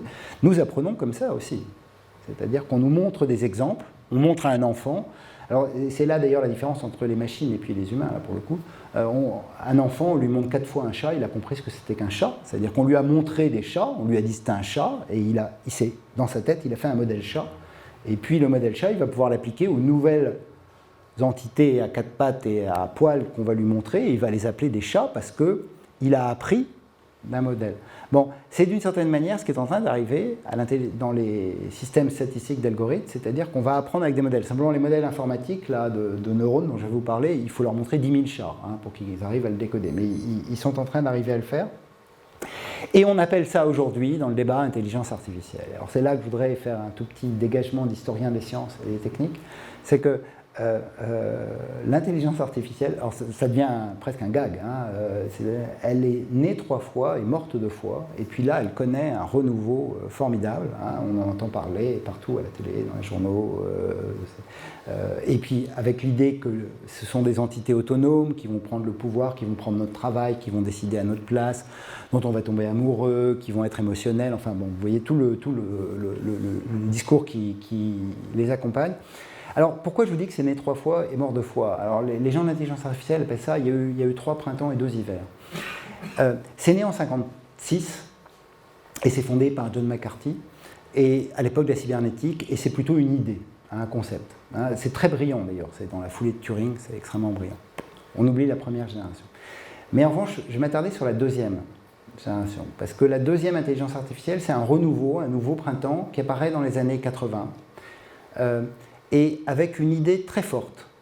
Et j'insiste sur cette idée parce que c'est l'idée que nous avons quand nous pensons à des machines intelligentes aujourd'hui, et c'est pour ça qu'il faut y être attentif. Les gens de la seconde intelligence artificielle, on va prendre Marvin Minsky, qui en était un des meilleurs chercheurs, leur idée c'est qu'on va prendre un automate informatique et on va mettre dans le code informatique des règles de raisonnement naturel typiques de ce que nous pensons être le raisonnement naturel des humains. Donc on va mettre des règles logiques et symboliques. Donc, et ça s'appelait souvent système expert à l'époque. Alors qu'est-ce que c'était qu'un système expert? C'est on prend un médecin et puis on lui demande « explique-moi comment tu fais un diagnostic ». Alors je demande A, et puis si oui, alors je demande B, et sinon, alors je mesure C. Et donc vous voyez, c'est un arbre logique, et la logique est essentielle. Et symbolique, c'est-à-dire que si on regarde l'arbre de décision, on appelle ça des arbres de décision, on peut suivre la chaîne du raisonnement naturel du médecin. Mais évidemment, il y a une multiplicité de cas extrêmement nombreuses, et puis les systèmes informatiques qui vont être développés à l'époque vont pouvoir inventer des cas logiques qui n'étaient pas dans le témoignage du médecin. Mais l'idée qu'on est en train de confier à l'automate, c'est que sa manière de raisonner ressemble à la forme du raisonnement naturel des humains, puisque nous lui avons appris des règles symboliques dans ce système. Un des endroits où on a essayé de mettre ça en place, c'est dans les systèmes, je vous ai mis l'image là, de traduction automatique type Google Translate. Et donc qu'est-ce qu'on faisait à l'époque? On apprenait à la machine, mais vraiment comme on prenait des grammairiens, vocabulaire, syntaxe, grammaire, et puis ce qu'on appelle des ontologies, c'est-à-dire en fait des dictionnaires de concepts associés. Et puis on essaye de façon très verticale à donner à la machine un mode de raisonnement qui est un raisonnement de grammairien pour traduire de la langue A vers la langue B. En fait, la réalité de ces systèmes, c'est de la langue A vers l'anglais et de l'anglais vers la langue B, puisqu'on passe toujours la plupart du temps par l'anglais dans ces systèmes. Mais donc, il y avait l'idée qu'il fallait que le raisonnement de la machine soit une sorte de construction symbolique, hiérarchique et logique. Alors, ça ne marche pas. Et dans les années 90, les financements ont arrêté de tomber, le progrès, vous vous souvenez, le progrès de ces traductions automatiques était nul, absolument, ou un tout petit, infinitésimal, on va dire, pour ne pas être trop méchant. Et la critique de l'intelligence artificielle a été massive dans les années 90. Elle a été philosophique, épistémologique, etc., et très nombreuse. Il y a eu plein de critiques faites dans plein de dispositifs, mais il y a eu 2 critiques qui étaient fortes.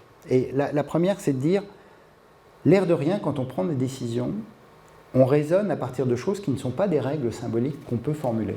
Il y a du corps, il y a de l'affect, il y a des choses implicites. Et donc, même dans les décisions qui ont l'air d'être les plus rationnelles, celle du médecin qui va faire un diagnostic, il y a aussi un perçu, un affect, un quelque chose qu'on ne sait pas formuler comme une règle, qu'on pourrait ensuite apprendre à la machine comme une règle qui serait ensuite décomposée. Et puis il y a une deuxième critique, absolument essentielle, qui est de dire le monde est polyphonique, il est complexe, il est multiple.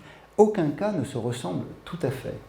Il y a une variété des situations qui est absolument contingente et que l'application d'un formel, d'un modèle de règles sur la réalité rend idiote, maladroite, trop rigide quand on cherche à les appliquer. On pourrait dire que la vie, ça ne ressemble pas à une partie d'échecs ou une partie de Go. C'est presque facile de gagner une partie d'échecs ou une partie de Go. Le système de déplacement des pièces est réglé et simple.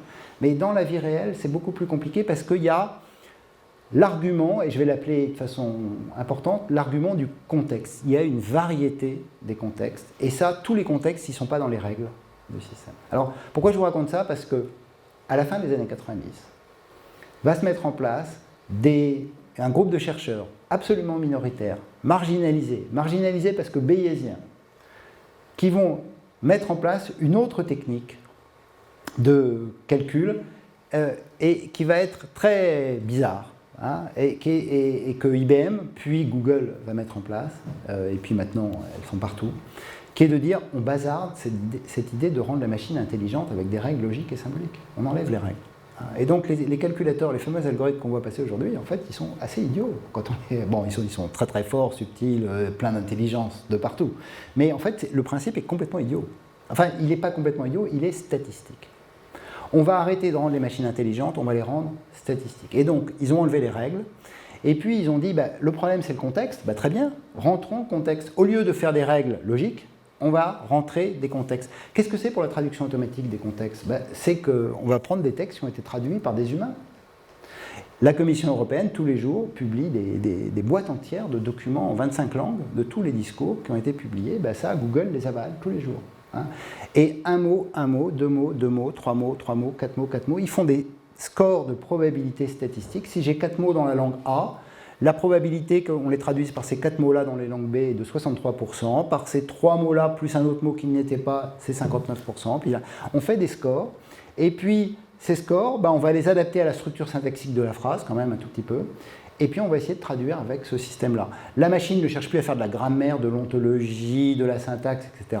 La machine, elle fait du score statistique en avalant massivement les données qui lui sont rentrées. Bon, l'air de rien, je ne sais pas si vous avez été sur Google Translate depuis 6 mois, hein, est-ce que ça a connu un progrès? Alors, c'est toujours très très mauvais, hein, je vous rassure, mais le progrès est sidérant. Hein. C'est-à-dire qu'avant ça traduisait, moi je le fais pour l'anglais, je le regardais de temps en temps pour des vérifications en anglais, c'était quand même incroyablement mauvais. Bon, là c'est ça, hein. C'est-à-dire que la courbe de progression est absolument étonnante. On arrive à traduire avec ce système, qui est un système assez idiot. Hein. Et ce système idiot, il emploie une technique dont vous avez sans doute entendu parler, dont je ne vais pas vous faire le récit, mais qui est ce qu'on appelle les réseaux de neurones. Hein, et un réseau de neurones, c'est ce système-là, vous voulez que je vous dise comment ça... Quelqu'un sait comment fonctionne ce système de réseau de neurones? Hein, c'est une pure métaphore que les informaticiens ont repris aux gens du cerveau, hein, de dire, finalement, on va faire un système informatique qui ressemble au fonctionnement des synapses et des neurones. Et donc, on prend l'information, on la réduit la plus fortement possible en entrée, hein. Ça se fait beaucoup sur les images, la reconnaissance d'images est un des endroits où ça marche très très bien. On va prendre une image, on décompose tous les pixels de l'image, et chaque pixel rentre ici, et puis là on a ce qu'on appelle des neurones, c'est-à-dire en fait c'est un système qui fait 0 ou 1, ça tourne 0 ou 1, en fonction du coefficient qui est sur le synapse qui est mis ici. Et donc en fait ce que fait la machine, c'est qu'elle pose de façon aléatoire, on pourrait presque dire bayésienne, elles ne sont pas bayésiennes, mais des coefficients là-dessus. Et puis on fait tourner les premières couches de neurones, qui fait tourner une deuxième couche, qui fait tourner une troisième couche, qui fait tourner une cinquième couche, et qui se règle selon un objectif. Et c'est ça qui est central dans les systèmes qui sont mis en place. J'ai des photos, on va garder mon exemple du chat, j'ai 100 000 photos, il y en a 5 000, 10 000, je sais qu'il y a un chat dessus. Je lui donne 10 000 photos de chat, et là je lui dis chat, trou.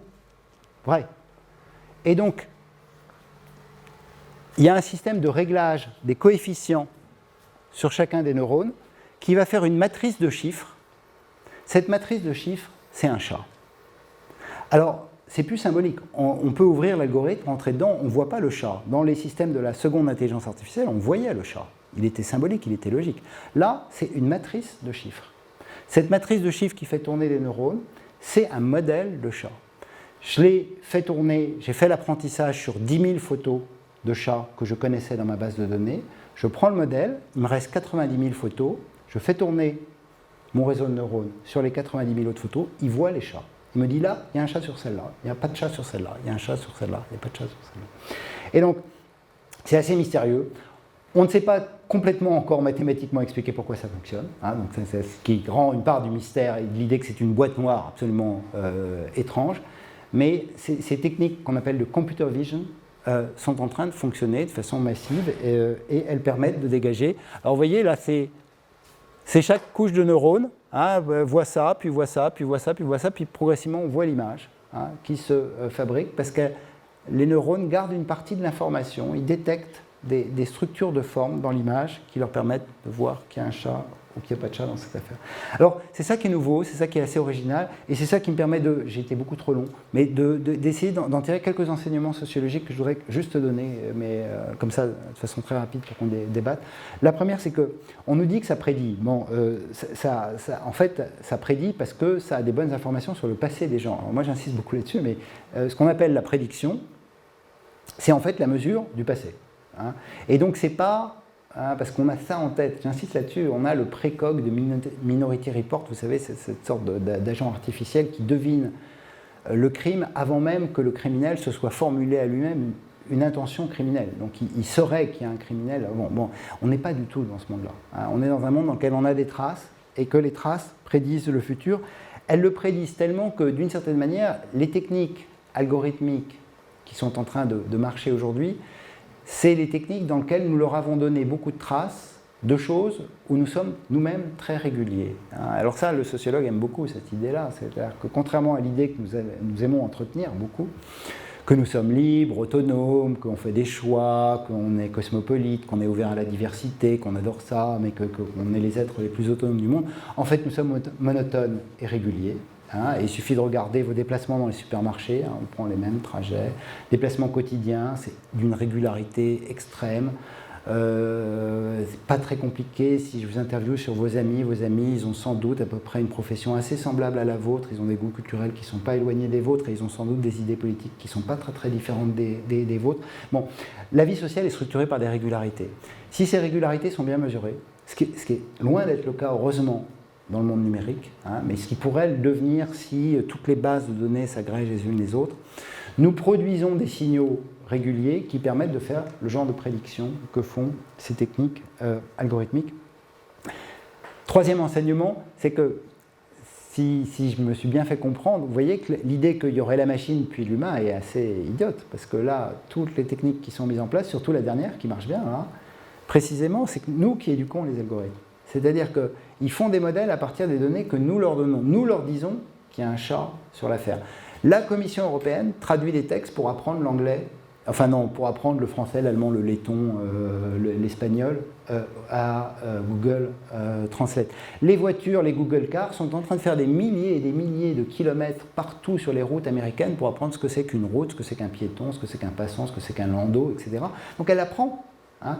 Et donc, les algorithmes fabriquent des modèles à partir des données que nous produisons pour eux. Moi, je pense qu'il y a un enjeu éthique central, c'est est-ce qu'on les éduque bien? C'est-à-dire qu'est-ce qu'on leur donne les meilleures données? Est-ce que les entreprises américaines qui sont en train de faire des modèles publicitaires juste pour essayer de nous capturer, pour nous vendre des choses, sont en train d'utiliser les bonnes données pour faire des profils sur nous? Est-ce qu'elles n'auraient pas des choses plus intéressantes à apprendre de nous dans cette affaire? Et puis la dernière idée sur laquelle je voudrais insister, alors qui est un peu sophistiquée, du coup je la fais très simple, mais éventuellement je développe tout à l'heure, c'est qu'on passe d'une société dans laquelle on est en train, on pourrait dire, la statistique au 19e siècle nous calculait par le haut. Hein, et on est toujours calculé par le haut. Mais ça a joué un rôle central dans la construction. La statistique et l'État, c'est deux histoires parallèles. Hein.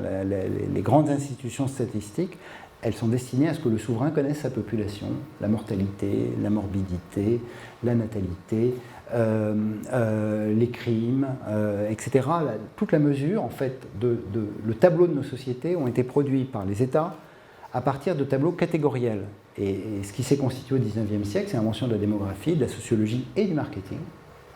C'est de mettre chaque individu dans une case, homme, femme, sexe, niveau de revenu, niveau de diplôme, etc., etc. Et puis finalement de se représenter la société en faisant des corrélations entre les catégories.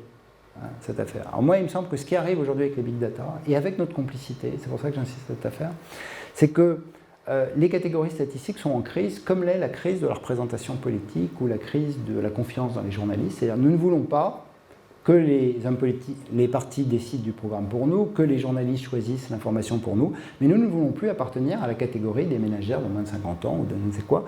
Nous avons des singularités individuelles, et ça c'est l'individuation de nos sociétés qui fait ça, dans lequel nous pensons que nous pourrions être calculés mieux que cette moyenne qui agrège tout, qui est la catégorie statistique.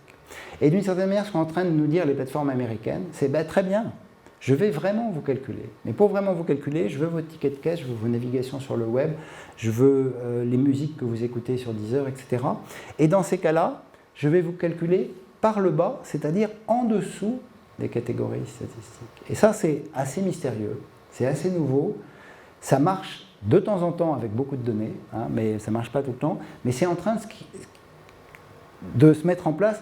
Un des exemples typiques, et dans la publicité sur le web, je raconte cette anecdote parce que ça vous parlera mieux que ce que je suis en train de vous dire, c'est une partie de la publicité sur le web, 40% maintenant du marché publicitaire, 30-40%, c'est ce qu'on appelle du programmatique. Le programmatique, c'est vous cliquez sur un site web, dans votre navigateur, il y a un cookie, le cookie, il est envoyé à un site d'enchères électroniques, qui a donc là, dans le cookie, il y a la trace de vos navigations passées. La trace de vos navigations passées est mise aux enchères entre différents annonceurs qui vont regarder vos navigations passées, ils vont la comparer à la base de données de centaines de milliers de gens qui ont navigué sur le web. Ils vont faire un score statistique sur les chances que vous avez comparé à leur base de données de cliquer sur leur publicité. C'est un score bayésien, comme l'a indiqué tout à l'heure. Ils vont proposer un prix d'enchère. Il y a un des annonceurs qui va gagner l'enchère et c'est sa bannière qui va s'afficher sur votre page. Ça a duré moins de quelques millièmes de secondes. Vous n'avez rien vu, vous êtes en train de charger un site web. Mais vous n'auriez pas la même publicité que moi en fonction des navigations précédentes que vous avez eues sur le web. Dans la trace du cookie, il n'y a pas votre nom, il n'y a pas votre âge, il n'y a pas votre sexe, il n'y a pas votre CSP, il n'y a pas votre niveau de revue, il n'y a pas toutes ces catégories du marketing traditionnel. On vous calcule par la trace de vos comportements. L'idée de vous calculer par le bas, c'est l'idée de vous calculer par les comportements et pas par ces représentations statistiques qui sont celles, on pourrait dire, du XXe siècle, du XIXe et du XXe siècle, qui se mettent en place. Et d'une certaine manière, voilà, c'est le nouveau monde des calculs. J'ai été beaucoup trop long et du coup, je pense qu'il faut vraiment que je m'arrête et qu'on discute. Je vous remercie.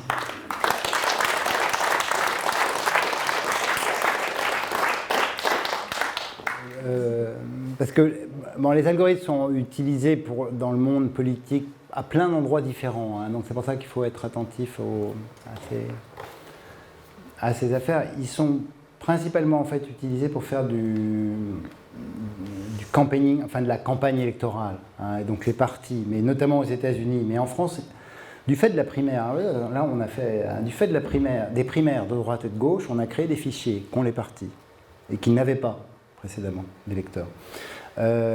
Et du coup, on leur offre une base de données assez formidable pour ensuite venir nous ressolliciter en fonction de variables qu'ils vont calculer sur les chances qu'on a de participer, de ne pas participer ou de churner, comme on dit, de passer sur un autre parti. Ça, c'est très très utilisé dans le ciblage électoral, dans les campagnes, notamment au téléphone. Les Américains ils téléphonent aux gens pour leur dire, au lieu de faire du porte-à-porte, etc. Donc ça, c'est une des techniques qui est pour l'instant peu présente en France. Il y a des petites tentatives, initiatives de faire du ciblage, mais c'est surtout du ciblage de connaissance du terrain qui est fait plutôt par les candidats. Et puis après, il y a un débat qui se pose, mais qui là ne concerne plus les partis politiques dans la manière dont ils influencent les électeurs, mais je ne sais pas si c'est de ça dont vous vouliez parler, qui est l'idée que Google ou Facebook pourraient influencer nos choix en fonction de la manière dont ils classent les informations. C'est ça dont vous vouliez parler ? Non, pas régulièrement, mais Ah ben alors là, vous voudriez transformer le système électoral, c'est ça? Oui, c'est ça. Ah oui, non, c'est une bonne initiative. Alors, c'est pas ce dont j'ai parlé ce soir, mais ce serait une très bonne. Vous savez qu'il y a plein de techniques qui existent, mais elles sont tellement sophistiquées que des votes Condorcet, des votes par ABAC, des votes où on peut. Et notamment les systèmes, finalement, les systèmes électoraux qui existent toujours pour les municipalités de moins de, je ne sais plus combien d'habitants, les petites communes où on peut faire des votes de liste avec panachage, étaient des systèmes sophistiqués dans lesquels on pouvait faire une sorte de salade, dans lequel on disait j'en prends un peu là, j'en prends un peu là, j'en mets là, etc. Mais c'est vrai que les systèmes électoraux modernes, ceux qui se sont mis en place au XIXe siècle, ils ont tous produit des systèmes arbitraires où on ne peut pas avoir des choix multiples en fait. Parce que les représentants que j'ai élus, en fait, ils ne représentent pas mon opinion. Sur la loi travail, il va y avoir des choses assez tranchées et on peut en penser. Certains aspects peuvent être détaillés à l'ordi et ne pas correspondre. Oui, mais bon, là vous touchez, c'était sans doute pareil à l'invention des suffrages universels au milieu du XIXe siècle, c'est-à-dire que le fait que les règles procédurales, mais en même temps, moi je défends beaucoup les procédures. Les règles d'une procédure électorale, elles sont extrêmement castratrices et rigides, parce qu'on a besoin d'appliquer à tous la même procédure, et donc parfois elles produisent des effets qui sont absolument... du point de vue subjectif de chacun, elles ne correspondent jamais à la réalité de nos opinions. Mais je pense que ça arrive très rarement en fait qu'on soit complètement en accord avec la personne qu'on désigne par le bulletin. C'est un autre sujet. Non, alors, c'est un très beau sujet qui est très différent, mais moi j'ai aussi travaillé sur ces questions, donc voilà. Mais l'ingénierie des systèmes de vote, elle a commencé au XIXe siècle, et évidemment elle est d'une sophistication absolument extrême, mais elle part du présupposé que le vote devrait être le reflet parfait d'opinions parfaites. C'est-à-dire qu'en fait, moi je pense que si cette ingénierie se développe de façon très très forte, c'est parce qu'on entre dans des sociétés qui sont celles du calcul par le bas, hyper subjectivistes, dans lesquelles finalement on voudrait absolument que la représentation colle au désir et aux représentations les plus justes de chacun. Le vote majoritaire, c'est un vote très violent, et le vote français n'est pas le vote le plus violent, parce que nous, on vote à 2 tours. Hein. Donc le vote à 2 tours, dans la loi du Verger, c'est qu'on a au moins des systèmes quadripartisans, et on a vu qu'ils peuvent être plus que quadripartisans dans les dernières élections. Donc c'est pas le vote le plus écrasant du monde que l'on a aujourd'hui, et trouver les systèmes sophistiqués, parce que tous les systèmes de vote à points, ils ont des particularités statistiques qui sont de dire on ne fait pas que choisir, on dit aussi qui on déteste le moins. Hein, c'est-à-dire qu'on crée on crée une courbe d'utilité. Hein, donc c'est un raisonnement en fait d'économiste appliqué au vote, c'est de dire que non seulement c'est pas on a un choix, c'est qu'en fait on a une courbe d'utilité, il y a ceux qu'on aime le plus et ceux qu'on aime le moins, et on va reprendre la courbe. Et donc effectivement, si on agrège des courbes d'utilité, on a des votes beaucoup plus sophistiqués. Moi je partage votre idée. Simplement, ça crée une usine à gaz si sophistiquée que là, c'est pas 53% d'abstention qu'on aura, c'est 10% d'abstention. On va faire voter des élites subtiles qui font des tickets de loto sophistiqués en faisant les votes. Donc il faut faire très attention au fait que plus on met de la procédure sophistiquée, plus des gens qui ont un rapport à la politique beaucoup moins sophistiqué que le vôtre, hein, soient exclus du système. Je pense que c'est la critique, même moi je partage votre idée, je pense que la critique forte qu'il faut faire, c'est d'être très attentif au fait que plus on rehausse les techniques procédurales, plus on exclut des gens de la participation. Merci pour votre exposé. Oui, bien sûr. Oui, bien sûr. Le robot apprend. Le robot. Mais que faites-vous de la part de ce qu'on dit chez l'homme, de l'indécide, du sentiment, de l'empathie, de l'amour, etc. Est-ce qu'un robot, est-ce qu'on va aussi le ramener à des calculs? Bon, alors c'est une très grande question là que vous posez. Donc je vous donne mon point de vue, parce qu'après il y a plein de points de vue, hein, donc il faut vraiment le prendre avec... il y a un développement actuel. Alors je commence par la fin qui est l'affect. Hein. Il y a un développement aujourd'hui chez les roboticiens pour faire des robots affectifs. Hein, et Serge Citron, que j'aime beaucoup, etc., il croit beaucoup, il pense que la frontière affectuelle avec les robots est en train de disparaître. Lui, il dit que c'est à la fois bien et pas bien, mais que c'est merveilleux, c'est pour les personnes âgées, pour la conversation, etc. Discuter avec un robot, ça va être à la fois formidable et bizarre. Hein. Bon, moi, j'y crois pas du tout. Hein. Moi, j'y crois pas du tout. Pour plein de raisons, dont certaines sont un peu sophistiquées, mais d'abord, technologiquement, si vous avez déjà rencontré des robots affectifs, parce qu'il faut les voir, les fameux robots qu'on vend comme affectifs, hein, franchement, on est technologiquement, on est très très loin mais même du fait qu'ils miment bien l'affection. Hein.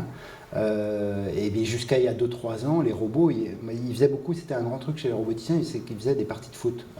Entre laboratoires, on éduque les robots pour faire du foot. Bon, ils tombent tout le temps. Enfin, moi, j'ai assisté à une partie de foot de robots, c'était une catastrophe. C'était vraiment... Bon, je passe à faire. L'autre truc beaucoup plus compliqué, c'est que mimer l'affection, c'est bien, mais...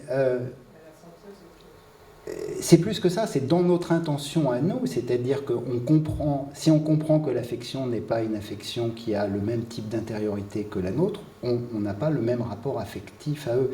Et donc je pense que c'est une vision très naïve du monde de penser que les gens vont croire que le robot est affectif. Non, les gens vont trouver que le robot est sympathique, qu'il a des gestes, etc., mais ça ne veut pas du tout dire qu'ils vont se projeter dedans comme étant des personnes. C'est souvent des... Voilà, je pense qu'il y a là un débat considérable. Et puis alors après, sur votre première question, sur la machine, l'humain, son intelligence, etc., je pense... donc moi, je ne pense pas du tout... Enfin, voilà. Ce qu'il faudrait chaque fois respécifier dans cette question, c'est que... Et du coup, cette question, elle devient un peu obsédante, parce qu'on dit il y a l'intelligence humaine, puis c'est l'intelligence du robot. En fait, c'est des intelligences. Et nous-mêmes, nous ne savons pas exactement qu'est-ce que c'est que notre intelligence. Alors, quand on a le débat sur la conscience des machines, c'est pire encore. Alors, la conscience, on ne sait même pas ce que c'est. On y est tous très attachés, on pense que c'est complètement essentiel, mais on ne sait absolument pas la définir. Donc, c'est fascinant. Mais il y a au moins un point, il y aurait plein de réponses à faire, mais il y a au moins un point, enfin, je vais en faire deux, mais il y a au moins un point qui me semble important, c'est le fait que ces machines sont en train de devenir le fait qu'on ait des machines qui soient plus fortes que nous sur une dimension, on n'a pas du tout eu besoin d'attendre les robots ou quoi que ce soit pour le faire. Les voitures vont plus vite que nous, les trains vont plus vite, les avions savent voler. Enfin bon, il y a plein d'endroits où on est complètement dépassé sur une dimension par des technologies. Donc ça, c'est pas entièrement nouveau. Et ce qui se joue dans les dispositifs à autonomie, là, comme je l'ai expliqué avec Bayes, c'est qu'elles sont hyper spécialisées. Hein. Et l'algorithme qui gagne aux échecs, c'est pas jouer au Go, et l'algorithme qui gagne au Go, c'est pas jouer aux échecs. Hein. Et parce qu'ils apprennent des modèles sur des situations hyper contextuelles et locales. Alors là, mais effectivement, et au Go et aux échecs, on n'arrivera plus jamais à battre les humains, ils ont perdu. Là, ça y est, voilà. Alors, même si on ne sait pas très bien ce qu'est l'intelligence des humains, moi je crois qu'en revanche, on sait qu'une partie de notre sagesse, vraiment de notre subtilité, en fait, c'est que nous, on multiplie, même dans une tâche hyper monofonctionnelle, on multiplie 25 formes d'intelligence différentes. Hein. On change de contexte, on utilise une heuristique et en même temps on mobilise une autre heuristique. On n'arrête pas de faire jouer les cadres. Et ça, pour l'instant, les techniques d'intelligence artificielle ne savent pas du tout le faire. Hein. C'est-à-dire qu'elles restent dans leur spécialisation, elles la font super bien, mais l'idée qu'être intelligent, c'est justement mobiliser un modèle, puis un autre modèle, puis changer de cadre, réfléchir différemment, etc. Ça, je crois que c'est très humain, et ça, je crois qu'elles n'y sont pas du tout. Et je voudrais finir avec un tout petit mot sur l'intelligence artificielle, parce que moi je suis beaucoup ça, et c'est très fascinant de voir à quel point il y a les gens qui en parlent, les journalistes, et puis les gens qui vendent les technologies, alors qui nous promettent le robot affectif, etc. Et puis il y a les gens qui sont dans les labos, moi que j'étudie, et qui les fabriquent. Et eux, il faut les écouter parce qu'ils n'ont pas voix au chapitre, et ils disent pas du tout la même chose que ceux qui les vendent, hein, ces affaires. Donc, ils sont bien en train de faire quelque chose d'incroyable. C'est pour ça que c'est compliqué, même, le discours que j'ai en étant proche d'eux, c'est qu'il y a bien quelque chose qui se passe. Moi, je ne cherche pas du tout à dire rien de nouveau, il se passe bien quelque chose. Mais ce qui se passe, c'est beaucoup plus intéressant, d'ailleurs, d'une certaine manière, que cette idée de science-fiction, de la machine intelligente, affective qui nous parle. Et surtout, ils en sont très très loin. Très très loin. Et la trajectoire d'une innovation, c'est toujours une trajectoire inattendu. Hein. Et donc ça et pour toutes les innovations, hein, c'était le cas pour le téléphone, pour le train, etc. C'est-à-dire que les prophéties du type transhumaniste, on prend une courbe, la loi de Moore, puis on prolonge la courbe, puis on dit bah, dans 40 ans, ça y est, les machines sont autonomes et intelligentes, c'est complètement idiot. C'est-à-dire c'est vraiment les gens qui ne connaissent rien aux technologies. Parce qu'une technologie, c'est quelque chose où... alors, je vais prendre Yann Lequin, qui est un Français, qui dirige l'intelligence artificielle de Facebook, a une très belle métaphore, je pense qu'elle est très exacte. Quand on lui pose ce genre de questions, il dit, écoutez, moi, devant moi, il a fait un truc très important, il a fait l'algorithme de rétropropagation de gradient, c'est celui qui permet de calculer les poids sur les synapses des réseaux de neurones que je vous ai montré. C'est essentiel, c'est une révolution absolument essentielle. Hein. Moi, devant moi, j'ai un défi scientifique à relever, et je sais qu'on appelle l'apprentissage semi-supervisé. Je sais que ça va me prendre 5 ans. Voilà, c'est une montagne. Et ce qu'il y a derrière cette montagne, je ne sais pas. Mais la manière dont je vais monter la montagne, le chemin que je vais emprunter, que je ne connais pas encore, mais j'ai une idée de la solution théorique qui pourrait permettre de lever cette rupture scientifique. Si je prends le chemin de droite ou le chemin de gauche, le paysage derrière va être différent. Et cette idée de la machine autonome, à conscience et à affect, c'est pas la montagne qui est après la première montagne, c'est pas la montagne qui est après la deuxième, c'est pas la montagne qui est après la troisième, c'est dans 10 montagnes. Hein. Mais le chemin pour y aller, on ne le connaît pas du tout. On ne connaît pas du tout parce qu'il faut d'abord lever des enjeux scientifiques qui sont extrêmement nombreux. Donc moi je trouve qu'on se pose de façon très prématurée des questions qu'on a vues dans les films, alors voilà, il y a un autre, l'équivalent d'Yann Lequin à Baidu, qui est une entreprise chinoise, mais qui a fondé Google X Project, qui est un chercheur, un cadre du domaine, qui s'appelle Andrew Ng. Il a eu cette phrase formidable, un jour il a dit, on lui posait la question machine autonome, conscience, et il a dit, écoutez, je me poserai la question le jour où on se posera la question de la surpopulation sur Mars. C'est la même idée qu'Yann Lequin. On ne sait pas aller sur Mars, mais on est déjà en train de se poser une question de la surpopulation. Et voilà, dans ces trajectoires, il faut être attentif aux questions éthiques, juridiques, morales, politiques que ça suscite, mais peut-être qu'on se pose des questions trop loin par rapport à ce qui se passe. Merci. Deux questions rapidement. D'abord, en fréquentant Internet, est-il possible d'échapper à Google? Si oui, comment? Deux questions qui n'ont pas rapport direct, mais bon, intelligence artificielle, algorithme, robotique. Certains prospectivistes prévoient la disparition de quasiment la moitié des emplois dans 2 décennies. À quel point c'est réel? Faut-il le craindre? Ou allons-nous vers une société des loisirs avec un revenu universel garanti tout le monde? Je dis ça parce qu'on en a parlé. Oui, vous avez raison. Échapper à Google, c'est devenu très compliqué et c'est un vrai problème politique. Là, pour le coup, parce que alors, le problème de Google, si vous voulez dire tel que je le vois, surtout le Google du moteur de recherche, c'est qu'il remplit une sorte de service public. Voilà. Et donc, d'une certaine manière, le moteur de recherche Google est devenu un service public, mais c'est une entreprise privée qui le possède, qui fixe ses règles, qui a des intérêts économiques et commerciaux majeurs dans le système, et qui en plus, et à mon avis c'est la grande erreur stratégique de Google, enfin c'est leur réussite commerciale, a développé plein d'autres choses à côté, qui ne gagnent pas d'argent, hein, le YouTube, Gmail, tout ça, mais ils sont en train de créer un empire dont il devient de plus en plus difficile d'échapper, même si, et c'est l'argument qu'emploie Google devant la Commission européenne, hein, notamment qui essaye d'accuser Google de situation de monopole. Ils ont un monopole de fait, mais la réalité c'est que ce n'est pas vraiment un monopole parce qu'il y a d'autres moteurs de recherche. Alors ce qu'on pourrait vous dire, c'est pour échapper à Google le plus possible, c'est d'abord de ne pas avoir de compte Google, c'est de ne pas tout faire sur Google, peut-être de n'utiliser Google que pour ce qu'il sait bien faire, c'est-à-dire le moteur de recherche, mais il sait bien faire la messagerie aussi, puis il sait bien faire d'autres trucs, alors voilà, du coup voilà. Mais pour le moteur de recherche, il y a d'autres moteurs. Alors c'est compliqué de dire ce que je vais dire, mais en même temps, moi je crois qu'il faut les utiliser, même s'ils sont un peu moins bons. Parce qu'en fait, ils sont un peu moins bons, mais la plupart du temps, on n'a pas besoin d'un très bon moteur de recherche. Voilà, on a besoin de choses, etc. Alors c'est vrai qu'il y a des usages plus spécialisés, ou les usages de chercheurs où on cherche des trucs. C'est vrai que Google devient extrêmement performant parce qu'il a une base de données mondiale. Et parmi ces autres moteurs de recherche, il y a des moteurs de recherche commerciaux, Bing, celui de Microsoft. Et puis il y a des moteurs de recherche qui sont aussi commerciaux, mais qui ont des qualités, notamment en termes de vie privée, c'est qu'ils ne gardent pas les données sur nos recherches antérieures. Du coup, ça, logique de personnalisation prédictive et efficace, quatrième famille, du coup le résultat est un peu moins bon. de notre point de vue utilitariste, mais enfin il reste très bon. Et c'est notamment 2 moteurs, il y en a un qui est français, il y en a un qui s'appelle Quant et l'autre qui s'appelle DuckDuckGo, donc qu'on pourrait utiliser. Les emplois, c'est un débat très compliqué qui rejoint un petit peu le débat évoqué dans la question précédente, c'est-à-dire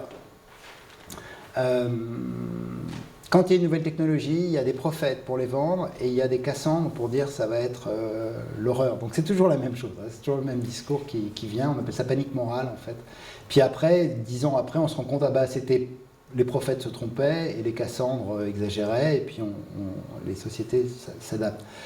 Le débat sur l'automatisation, on a eu le même dans les années 30, on a eu le même... Enfin, c'est un débat récurrent, et là, il a été poussé par des futurologues américains sur les chiffres à 60 et 40% d'emploi, et aujourd'hui, ces chiffres ont été faits n'importe comment, on doit mouiller. Hein. Et aujourd'hui, le Conseil de l'emploi en France, j'ai oublié le nom de l'institut, a refait des calculs beaucoup plus limités. Je crois que la disparition d'emplois est à 20 et quelques pourcents. En revanche, ce qui est très juste, c'est que évidemment, ces nouvelles technologies vont transformer des emplois existants.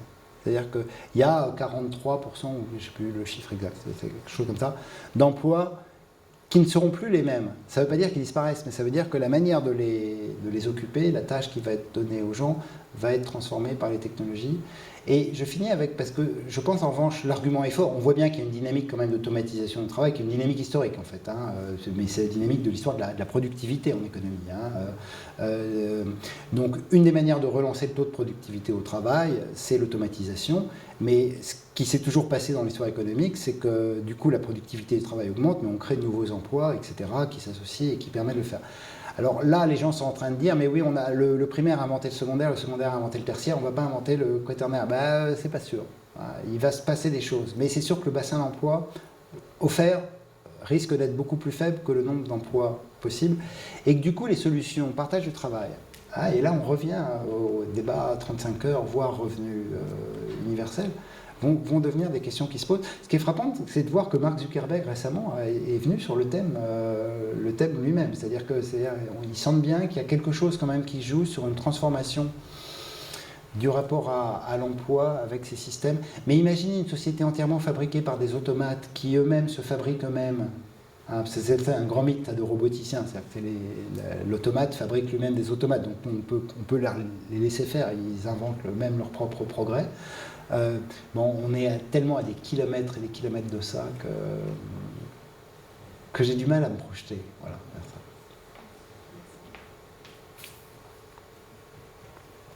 Je reviens un peu plus terre à terre. Moi, si j'ai bien compris, ce que vous disiez, c'est que les cookies n'envoient pas.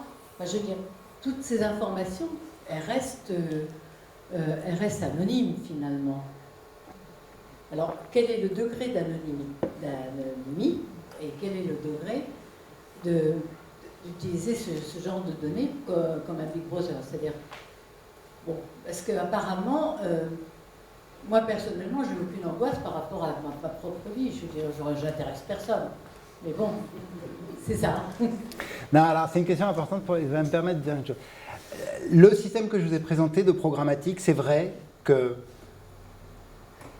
autant qu'on sache, parce qu'on ne sait pas tout, hein, autant qu'on sache, ce qui vous intéresse, ce n'est pas vous, c'est votre ombre numérique à travers des traces de comportement dans ce système-là.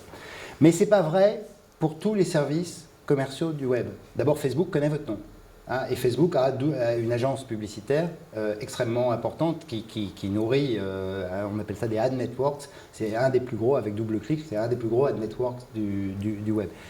Eux, ils vous connaissent, et il y a un marché gris, pour ne pas dire noir, hein, de transfert de fichiers qui viennent d'horizons commerciaux et marketing extrêmement divers, dans lequel il y a des moments où on fait du recoupement. Alors, ce n'est pas fait pour faire cet affichage personnalisé, ça peut très bien être fait pour vous mettre dans une mailing list. Tout d'un coup, vous êtes jamais abonné à une mailing list, puis tout d'un coup, il y a quelque chose qui arrive dans votre boîte mail. Et ça, c'est du ciblage dans lequel, si ça arrive dans votre boîte mail, il y a bien quelqu'un qui connaît votre nom parce qu'il a votre adresse mail. Donc, parce qu'une des manières de dire, finalement, ce ne serait pas si grave, parce que c'est vrai que dans le calcul que j'ai évoqué, ils n'ont pas besoin de vous connaître. Hein. Ils vous ciblent, c'est ça qui est très frappant, ils vous ciblent à partir d'une sorte d'ombre numérique. Mais il faut se méfier. Surtout, ce qui est terrible avec cette affaire, hein, c'est que c'est un marché dans lequel il y a un niveau de... Même par rapport à Facebook, Google, les grands, là, comme ça, il y a toute une série d'entreprises, dont Axiom, etc., dont vous ne connaissez même pas le nom, qui ont un pouvoir absolument considérable sur la donnée et l'échange des données, et qui font des choses qui ne sont pas propres, qui sont mal régulées. Hein. Elles sont régulées, elles ne sont pas condamnables juridiquement, complètement, et du coup les CNIL ne font pas vraiment leur travail, parce que vous avez donné votre consentement en cliquant « j'accepte ». Mais évidemment, vous n'avez pas lu le truc, mais en fait, quand vous avez accepté de donner un cookie au site. Souvent, ce qui se passe quand vous dites « j'accepte », vous dites « je suis un abonné du Monde », il y a le Monde qui me dit « est-ce que tu acceptes le cookie ?» Je dis « oui, le Monde, j'ai confiance, et puis en plus, j'aime bien, et puis en plus, je trouve normal qu'ils défendent leur modèle économique ».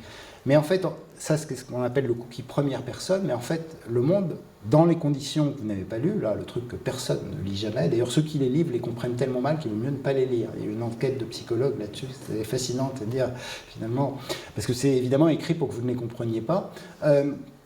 Il y a des cookies, le Monde installe aussi des cookies pour les régies publicitaires, les fameux ad networks, qui se glissent dedans. Et ce cookie-là, il ne va pas vous suivre uniquement quand vous êtes sur le site du Monde, il va vous suivre quand vous êtes en train de vous balader sur le web dans tous les sites qui sont partenaires du réseau publicitaire de cette affaire-là. Et ça, vous n'y avez jamais consenti. Si on vous demandait la question, vous diriez non tout de suite. Hein. Et donc le consentement est un consentement extorqué qui n'est pas très bon. Et puis, dernier point, parce que j'y tiens beaucoup, parce que c'est un point sur la vie privée qui est, à mon avis, problématique. Enfin, en tout cas, moi, je pense que c'est un débat moral et politique assez essentiel. C'est que les histoires de surveillance sont liées à des arbitrages avec des acteurs très différents, parce qu'on est surveillé par le marché publicitaire, mais on est aussi surveillé par les États. Hein, et puis on est surveillé par ses amis et ses voisins avec les réseaux sociaux aussi. Hein. Donc en fait, il y a 3 types de surveillants, on pourrait dire. Et chaque fois, on fait des arbitrages qui sont assez différents. Et un des arbitrages qui vient fréquemment, notamment du fait du débat avec l'État, et du coup l'idée de la protection, de la sécurité, hein, c'est de dire, après tout, je n'ai rien à cacher. Hein. Et donc on fait une sorte d'arbitrage individualiste. Après tout, j'ai rien à cacher.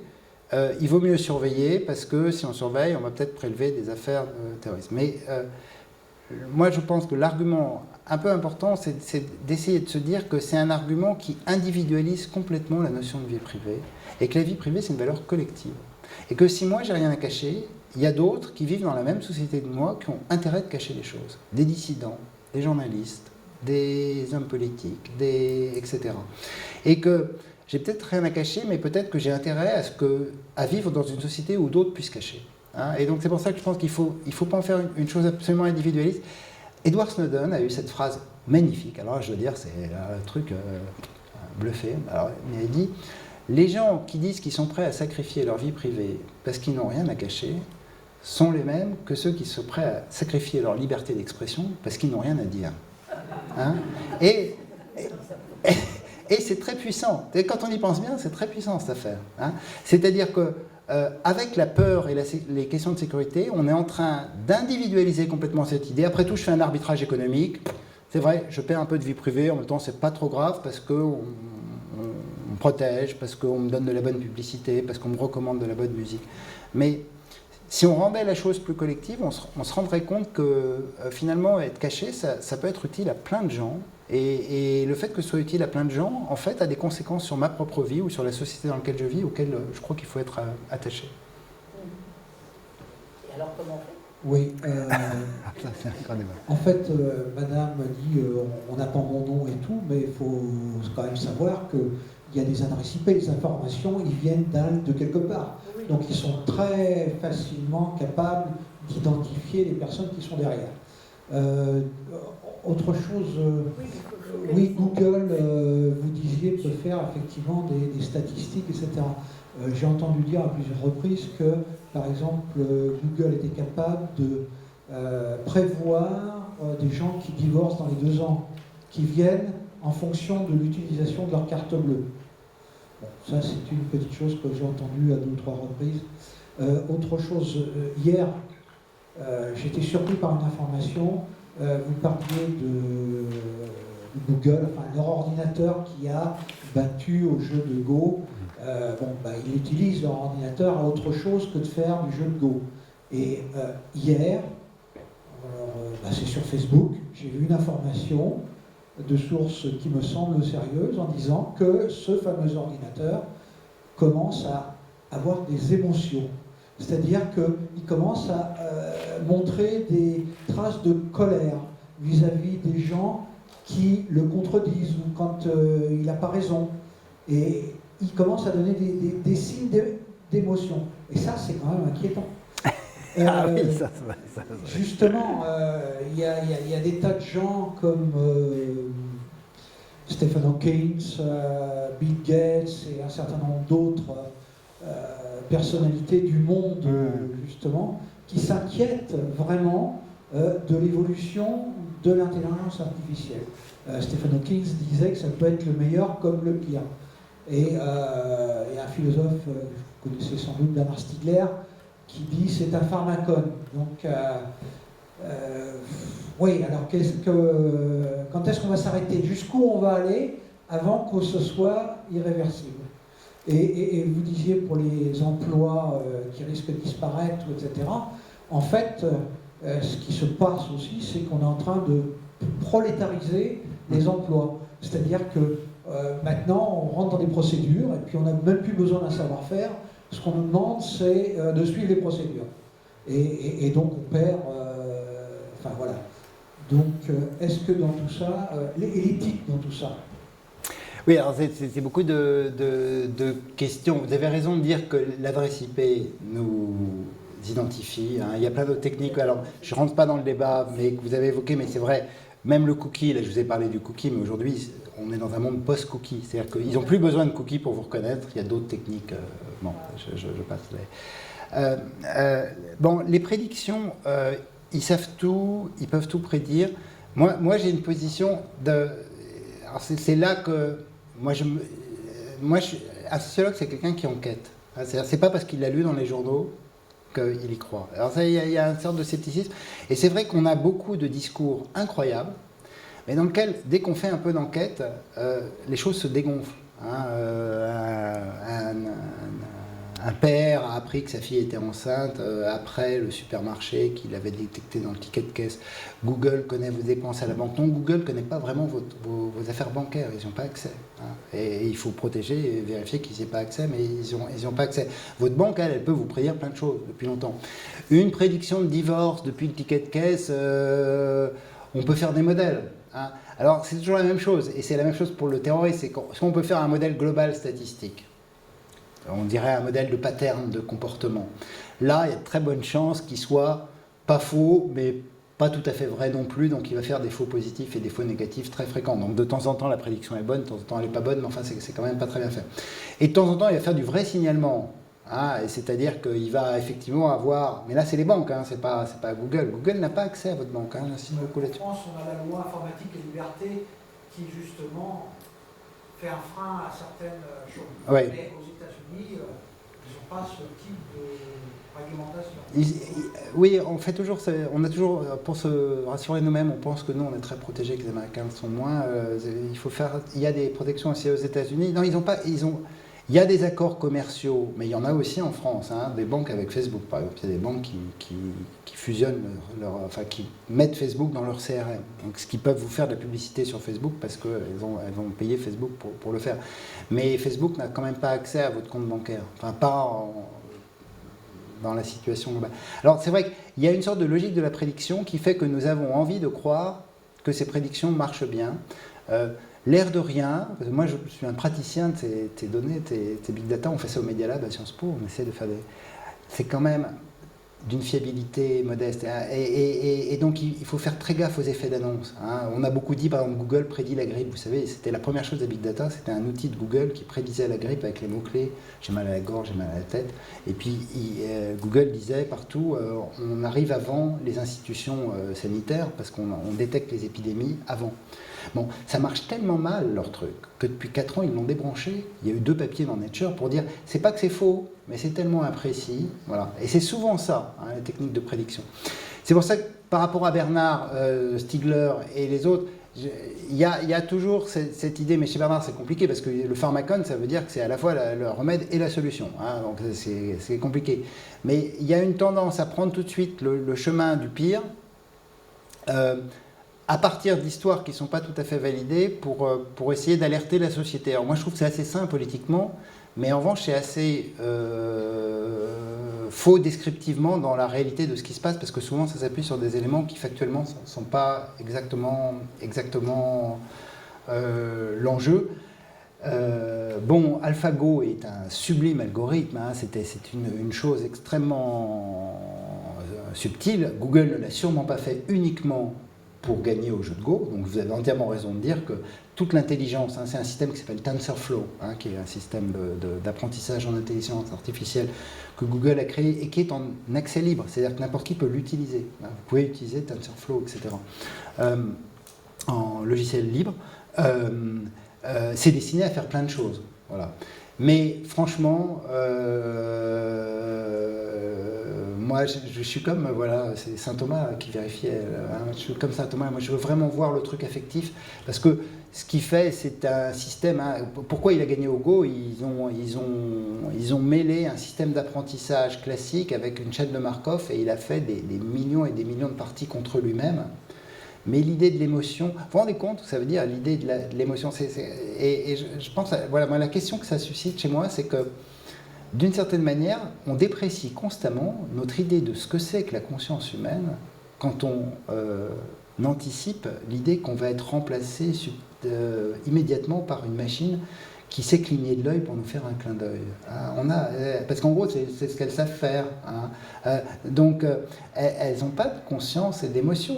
Elles ont appris à mimer l'émotion. Mais mimer l'émotion, c'est pas avoir une émotion. Et ça, nous, on le sait. Voilà.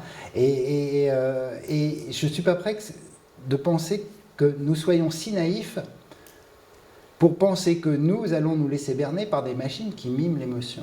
C'est mon débat avec Serge Tisseron. C'est-à-dire que Serge pense que oui, mais tu vas voir, les gens, c'est pour des vieilles dames, sont dans les hospices et tout, et la machine, le robot va leur parler, et tout de suite, elles vont... Oui, on a aussi de l'affection pour des chats, des chiens, etc. On projetait de l'affection vers des objets, on le fait tout le temps, avec notre doudou, avec des objets, etc. Mais ça ne veut pas dire qu'on les anthropomorphise complètement pour penser qu'on est dans une sorte de dialogue de conscience. Voilà. Les gens, mais l'argument est sophistiqué, les gens de la conscience, je dis conscience entre guillemets, disent qu'est-ce que c'est que l'intelligence, enfin la conscience, c'est un accès qu'on appelle sémantique à ses propres états, c'est-à-dire que c'est d'avoir la conscience de la conscience d'eux. Hein. Et ça, évidemment, les machines qui miment un état d'affection n'ont pas une conscience de la nature de l'état affectif. Donc c'est cette dimension réflexive-là qui est une propriété que, certes, des informaticiens, les roboticiens, mais ça appartient à toute la grande mythologie de l'intelligence artificielle, ne cesse de gloser là-dessus depuis Turing. Hein. Mais pour l'instant, rappelez-vous la métaphore de la montagne, on n'a aucune idée de la montagne qui est derrière la montagne, qui est derrière la montagne, qui est derrière la montagne, qui est derrière la montagne, et je pense qu'on en est un peu là quand même aujourd'hui. Voilà. Ce qui ne veut pas dire que tout ce que vous dites après sur il faut avoir des débats éthiques, politiques, etc., c'est très important, parce qu'il faut avoir des débats éthiques sur la surveillance, il faut avoir des débats éthiques sur qu'est-ce qu'on veut faire à ces entreprises, il faut vérifier qu'elles n'aient pas des monopoles, il faut pouvoir auditer les algorithmes, il faut vérifier qu'ils fassent bien ce qu'ils prétendent faire. Donc il y a plein de débats. Moi, je pense qu'il faut être hyper vigilant et critique. Mais que, d'une certaine manière, ce qui me frappe dans les débats avec ces gens, c'est qu'ils projettent un truc tellement loin et tellement pas concret en réalité que du coup ils ne sont pas là à faire les manifs à la Commission européenne ou avec la loi Macron qui est en train de passer sur la surveillance digitale des Français. Et donc ils ne font pas de la politique quotidienne sur les trucs qui sont en train d'avancer progressivement, parce qu'au nom de la sécurité, on est en train d'ajouter une couche de surveillance encore nouvelle à celle que Bernard Cazeneuve avait déjà installée dans le gouvernement précédent. Bon, donc peut-être qu'au lieu de faire de l'éthique générale, on ferait mieux de faire de la politique quotidienne. Mais ça, c'est mon point de vue. Merci beaucoup. Peut-être je propose de nous en arrêter là, s'il n'y a pas d'autres questions. Merci beaucoup, Dominique Cardon, d'avoir...